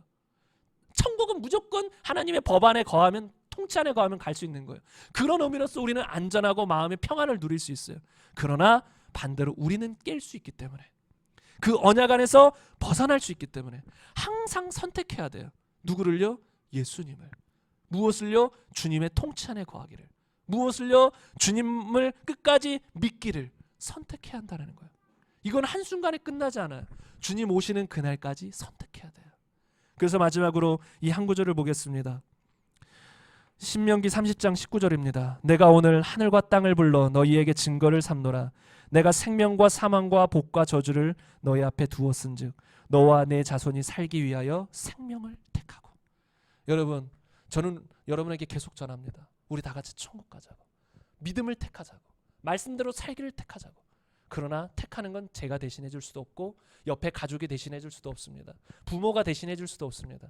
우리 각 사람이 해야 합니다. 우리가 우리 앞에 천국에 갈 길과 지옥에 갈 길이 놓여 있습니다. 그러나 그건 우리가 선택하는 거예요. 여러분, 오늘 말씀을 생각하시면서 함께 기도했으면 좋겠습니다. 우리 시간 함께 기도하실 때에 우리 앞에는 항상 생명과 그 다음에 사망이 놓여 있습니다. 그런데 그럴 때마다 우리는 생명을 택해야 됩니다. 생명을 택한다는 건 예수님을 택하는 것입니다. 예수님을 택한다는 건 그냥 교회 다니는 것이 아니라 예수님의 통치 안에서 살아간다는 것을 의미합니다. 예수님의 통치 안에서 살아간다는 것은 예수님의 말씀대로 순종하며 살아간다는 것을 의미합니다. 때때로 넘어져도 바로 회개하고 돌이켜서 주님의 통치 안에 계속 머물러서 순종하는 삶의 모습을 나타내는 것을 말합니다. 그게 믿음입니다. 그게 우리의 진짜 믿음입니다. 그런 믿음을 끝까지 지켜나갈 때 그런 사람을 주님은 끝까지 버리지 아니하시고 구원을 잃어버리게 하지 아니하시고 그 누구도 그런 사람을 빼앗지 못하게 하시고 주님이 구원하시는 것입니다. 그러므로 우리 시간 기도했으면 좋겠습니다. 하나님, 우리가 끝까지 믿음을 지키게 하옵소서. 혹시 우리 가운데 어떤 죄악이 우리 마음 한구석에 자리 잡고 있다면 철저히 회개하시기 바랍니다. 우리 마음 가운데 성경이 말하는 죄악들이 우리 마음 가운데 자리 잡고 있다면 철저히 회개하시기 바랍니다. 방금 예화에서 말씀해 드렸던 것처럼 그 죄가 결국은 우리를 잠식시켜 버릴 수 있습니다. 죄는 가벼운 것이 아닙니다. 죄는 무서운 것입니다. 그래서 우리 마음 가운데 어떤 그런 죄악이 있다면 철저히 회개하시고 철저히 이제 매일매일 나는 주님을 택하겠습니다. 믿음 가운데 거하겠습니다. 끝까지 믿음을 지키며 두렵고 떨림으로 구원을 이루어 나가겠습니다. 성령님, 나를 강권하여 주시고 나를 붙들어 주시고 나를 이끌어 주옵소서. 우리 함께 기도하며 나아가시겠습니다. 하나님 감사합니다. 하나님 감사합니다. 하나님 감사합니다. 성경은 분명히 한 번 구원이 영원한 구원이 아니라고 말합니다. 분명히 구원받은 사람들도 이 구원을 잃어버릴 수 있고 지옥에 갈 수 있다는 것을 말합니다. 그러나 수많은 사람들이 이 진리를 제대로 알지 못합니다. 그리고 구원파적인 신앙을 가지고 방종하며 삽니다. 말씀대로 살지 않고 불법을 행하며 삽니다. 실수로 넘어지는 정도가 아니라 아예 불법을 행하면서도 천국 갈 줄로 확신하고 살아갑니다. 세상 사람들과 다를 것 없이 살아가면서도 주님의 통치 안에 거했지 않으면서도 한 번 구원은 영원한 구원이라고 외치면서 그냥 살아갑니다. 그러나 하나님은 만홀히 여김을 받지 않습니다. 우리는 스스로 속이면 안 됩니다. 주님은 심은 대로 거두시는 분입니다. 우리가 우리의 자유의지를 가지고 선택할 수 있습니다. 구원받기 전이든 후든 우리는 그 하나님의 은혜에 반응할 수 있습니다. 옳게 반응할 수도 있고 옳지 않게 반응할 수도 있습니다. 주님, 우리의 책임이 있습니다. 주님, 그러나 주님은 끝까지 우리가 구원받기를 원하십니다. 끝까지 우리가 회개하고 주님의 자녀로서 살아가길 원하십니다. 과거에 혹시나 예수님을 부인한 사람일지라도 사망에 이르는 죄가 아니라면 다 회개하고 다시 주님 앞에 돌아오길 원하십니다. 주님 역사하여 주옵소서. 혹여나 우리 마음속에 욕심이 가득합니까? 특정한 죄를 범하고 있습니까? 죄가 계속 장성해지고 있습니까? 야고보서는 분명히 경고합니다. 욕심이 잉태하면 죄를 낳고 죄가 장성하면 사망을 낳는다고 했습니다. 그리스도인들에게 하는 경고입니다. 우리 마음 가운데 욕심을 버리지 않으면, 더 나아가 죄를 버리지 않고 품고 산다면 그 죄는 결국은 가만히 있지 않을 것입니다. 장성할 것입니다. 그래서 우리를 결국은 지옥으로 보낼 것입니다. 주님 역사하여 주옵소서. 성경은 계속해서 경고합니다. 깨어있으라, 깨어있으라. 믿음 가운데 거하라. 두렵고 떨림으로 너희 구원을 이루라. 내 안에 거하라. 내 말씀 가운데 거하라. 내 사랑 안에 거하라. 내 통치 안에 거하라. 나의 말씀 안에 거하라. 내 보호 안에 거하라. 주님은 계속해서 말씀하십니다. 주님, 우리가 그 주님 안에 거해야 됩니다. 주님 안에 거할 때만 안전합니다. 주님 안에 거한다면 그 누구도 우리에게서 구원을 뺏어갈 수 없습니다. 주님 안에 거하는 믿음 안에 거한다면 그 누구도 우리에게서 구원을 뺏어갈 수 없습니다. 우리의 목숨, 이 땅에서 육신의 생명은 뺏어갈 수 있어도 우리의 영원한 생명은 뺏어갈 수 없습니다. 하나님, 우리가 날마다 주님 안에 거해 있게 하옵소서. 우리가 철저히 죄를 멀리하게 하시고, 우리가 철저히 죄를 끊어버리게 하시고, 우리가 습관적인 죄를 완전히 끊게 하시고, 우리가 말씀 안에 살아가며 주의 통치 안에 살아가게 하여 주옵소서. 주님 역사하여 주옵소서. 주님 역사하여 주옵소서. 평생 오늘 들은 이 말씀을 우리 마음판에 새기고 두렵고 떨림으로 구원을 이루며 살아가게 하여 주옵소서. 물론 우리가 말씀 안에 믿음 가운데, 행함 있는 믿음 가운데 산다면 우리는 항상 주 안에서 평안할 수 있습니다. 주님은 약속에 신실하시기 때문에 우리도 그 약속의 언약에 신실하게 살아간다면 우리는 항상 평안하게, 영원히 우리에게 구원이 기다리고 있다는 것을 생각하며 평안히 살 수 있습니다. 그러나 우리가 언약을 깬다면 그 언약은 깨질 수 있습니다. 우리가 깬다면 깨질 수 있습니다. 그러므로 우리가 그 언약을 깨지 않도록, 주의 말씀에 신실하도록, 그 새 언약에 신실하도록 날마다 믿음을 지키며 깨어있게 하여 주옵소서. 하나님 붙들어 주시옵소서. 하나님 붙들어 주시옵소서. 하나님 붙들어 주시옵소서. 하나님 역사하여 주시옵소서. 하나님 역사하여 주옵소서. 하나님 역사하여 주옵소서. 우리 마지막으로 한 가지만 더 기도하겠습니다. 하나님께서 여러분의 입술의 기도를 듣고 계십니다. 또한 듣길 원하십니다. 그래서 여러분이 이 시간은 성령 인도하시는 대로 자유롭게 기도했으면 좋겠습니다. 이 시간 함께 하시는 주님 앞에 마음을 터놓고 자유롭게 기도하시겠습니다. 하나님 감사합니다. 우리 시간 성령의 인도함을 따라 기도하길 원합니다. 성령님, 우리의 입술의 고백을, 우리의 입술의 기도를 듣고자 하는 주님, 우리가 이 시간 하나님께 숨길 것이 없음을 고백합니다. 우리 모든 마음에 있는 것들을 주님 앞에 터놓고 기도하길 원합니다. 주님, 성령의 인도함을 따라 우리의 중심으로 주님께 기도할 수 있도록 이 시간 붙들어 주시옵소서. 우리의 기도를 듣기 원하시는 주님, 우리의 기도를 듣기 원하시는 주님, 우리의 고백을 듣기를 원하시는 주님, 우리가 기도하게 하옵소서. 우리가 주님 앞에 나오게 하옵소서. 기도라는 것은 또한 주님 앞에 나오는 것인데, 우리가 입술을 열어 우리가 기도함으로 주 앞에 나오는 자가 되게 하옵소서. 매일 매 순간 어떤 상황이어도 매일 주님 앞에 나와 주님과 교제하며, 또한 회개하며 새롭게 되며 주님과 동행하며 살아가는 우리의 삶이 되게 하여 주시옵소서. 하나님 역사하여 주옵소서. 하나님 역사하여 주시옵소서. 하나님 역사하여 주시옵소서. 하나님 역사하여 주옵소서. 여러분, 조금만 더 기도하겠습니다. 계속 감동이 오는 것은 여러분이 기도하길 원하세요. 여러분이 마음을 열고 기도하길 원하세요. 혹여나 마음문을 닫고 계신 분이 계시다면 열고 기도하세요. 하나님은 두 팔을 열고 기다리고 계십니다. 팔을 다 열고 우리를 안고 싶어서, 우리를 품어주고 싶어서, 우리의 죄를 용서해주고 싶어서 기다리고 계십니다. 하나님 앞에 숨길 것이 없습니다. 우리의 마음을 활짝 열고 숨은 죄악들도, 우리 마음속에 숨어있는 것들도, 우리 마음속에 깊은 것들도 다 기도하시기 바랍니다. 주님이 그 기도 듣기 원하세요. 주님이 우리의 기도를 듣길 원하십니다. 주님이 우리의 고백을 듣길 원하십니다. 주님 역사하여 주옵소서.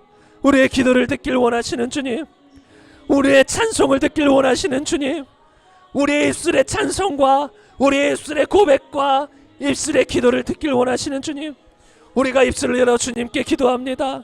또한 입술을 열어서 주님을 찬양합니다. 주님밖에 없습니다. 주님밖에 없습니다. 내 평생에 주님밖에 없습니다. 다른 신은 없습니다. 다른 우상은 없습니다. 주님이 전부입니다. 주님 찬양합니다. 주님 찬양합니다. 주님 사랑합니다. 주님 사랑합니다. 주님의 이름을 높입니다. 주님의 이름을 경배합니다. 주님을 찬양합니다. 주님을 송축합니다. 주님 영원히 주님과 함께 거하길 원합니다. 날마다 날마다 주님과 동행할 수 있도록 붙들어 주옵소서. 날마다 날마다 죄를 이기고 승리하는 말씀대로 살아내는 인생 되게 하여 주옵소서. 하나님, 우리는 연약합니다. 하나님, 우리는 부족합니다. 우리 힘만으로 불가능합니다. 그래서 더욱 기도합니다. 그래서 더욱 성령님을 의지합니다. 주님, 붙들어 주옵소서. 붙들어 주옵소서. 생명의 길, 좁은 문을 날마다 걸어가게 하여 주옵소서. 주님은 분명히 좁은 길이라 하셨습니다. 그러나 많은 사람들이 넓은 길로 걸어갑니다. 그러나 우리는 좁은 길로 걷게 하옵소서. 좁은 길로 걷는 것이 쉽지만은 않지만 성령이 오셔서 가능하게 하셨습니다. 능히 가능하게 하셨습니다. 사람으로서는 불가능하나 하나님이 가능하게 하셨습니다. 그 좁은 길을 걸을 수 있도록, 주의 말씀 안에 통치 안에 살아갈 수 있도록 성령을 주셔서 가능하게 하셨습니다. 주님, 우리 그 길 걷기 원합니다. 우리 그 길 걸어가길 원합니다. 정말로 영광스러운 그 길, 정말로 복된 그 길, 의의 길, 생명의 길, 좁은 길, 그 길을 걷는 우리 모두가 될 수 있도록 하나님 역사하여 주시옵소서. 하나님 역사하여 주시옵소서. 하나님 역사하여 주시옵소서. 주님을 찬양합니다. 하나님 감사합니다. 주님을 찬양합니다. 주님은 분명히 구원의 길은 넓은 길이 아니라 좁은 길이라 하셨습니다. 우리가 예수님 오시는 그날까지 이 좁은 길을 걸어갈 수 있도록, 남들이 세상에 걸어가는 그런 길이 아니라, 육신의 정욕, 안목의 정욕, 이생의 자랑을 따라가는 것이 아니라, 나를 높이고 나를 자랑하며 쾌락을 즐기며 돈을 사랑하며 그렇게 세상을 즐기며 살아가는 것이 아니라, 나를 구원하신 예수님 보고 영원한 즐거움, 영원한 안식, 천국 보며 그 좁은 길을 기쁨으로, 누가 강요한 것도 아니고 억지로도 아니고 그 길이 너무나도 귀한 것임을 알고 기쁨으로 걸어가는 우리 모두가 될 수 있도록 하나님 역사하여 주옵소서. 그래야 마지막 날에 단 한 명도 구원을 잃어버리지 않고 다 끝까지 구원을 유지하여 구원을 이루어 나가여 최종적인 천국에 들어갈 수 있도록 우리 삶을 붙들어 주옵소서. 준비된 예물 주 앞에 드렸습니다. 주님 원하시는 귀한 곳에 쓰이게 하시고, 이곳에 모인 성도님들, 유튜브로 듣는 성도님들 다 영혼 육간에 강건하게 하시고, 반드시 구원 잃어버리지 않고 천국 가게 하시며, 또한 이 땅에서도 하나님의 큰 축복과 은혜를 누리며 맛보며 빛과 소금의 역할을 감당하는 영혼 육이 다 강건한 삶이 형통한 우리 성도님들의 가족들이 되게 하여 주옵소서. 예수님의 이름으로 기도드립니다. 지금은 우리 구주 예수 그리스도의 은혜와 하나님의 사랑과 성령님의 내재 충만 교통하심이 오늘 말씀을 듣고 진리를 깨닫고 평생 두렵고 떨림으로, 또한 그 사랑 안에서 신실하신 그 언약 안에서 평안하며 안정감을 누리며 살아가는 우리 모든 성도님들과 성도님들의 가정과 직장과 학업과 이 나라와 북한과 이스라엘과 열방 가운데 지금부터 영원토록 함께 있기를 축원하옵나이다. 아멘.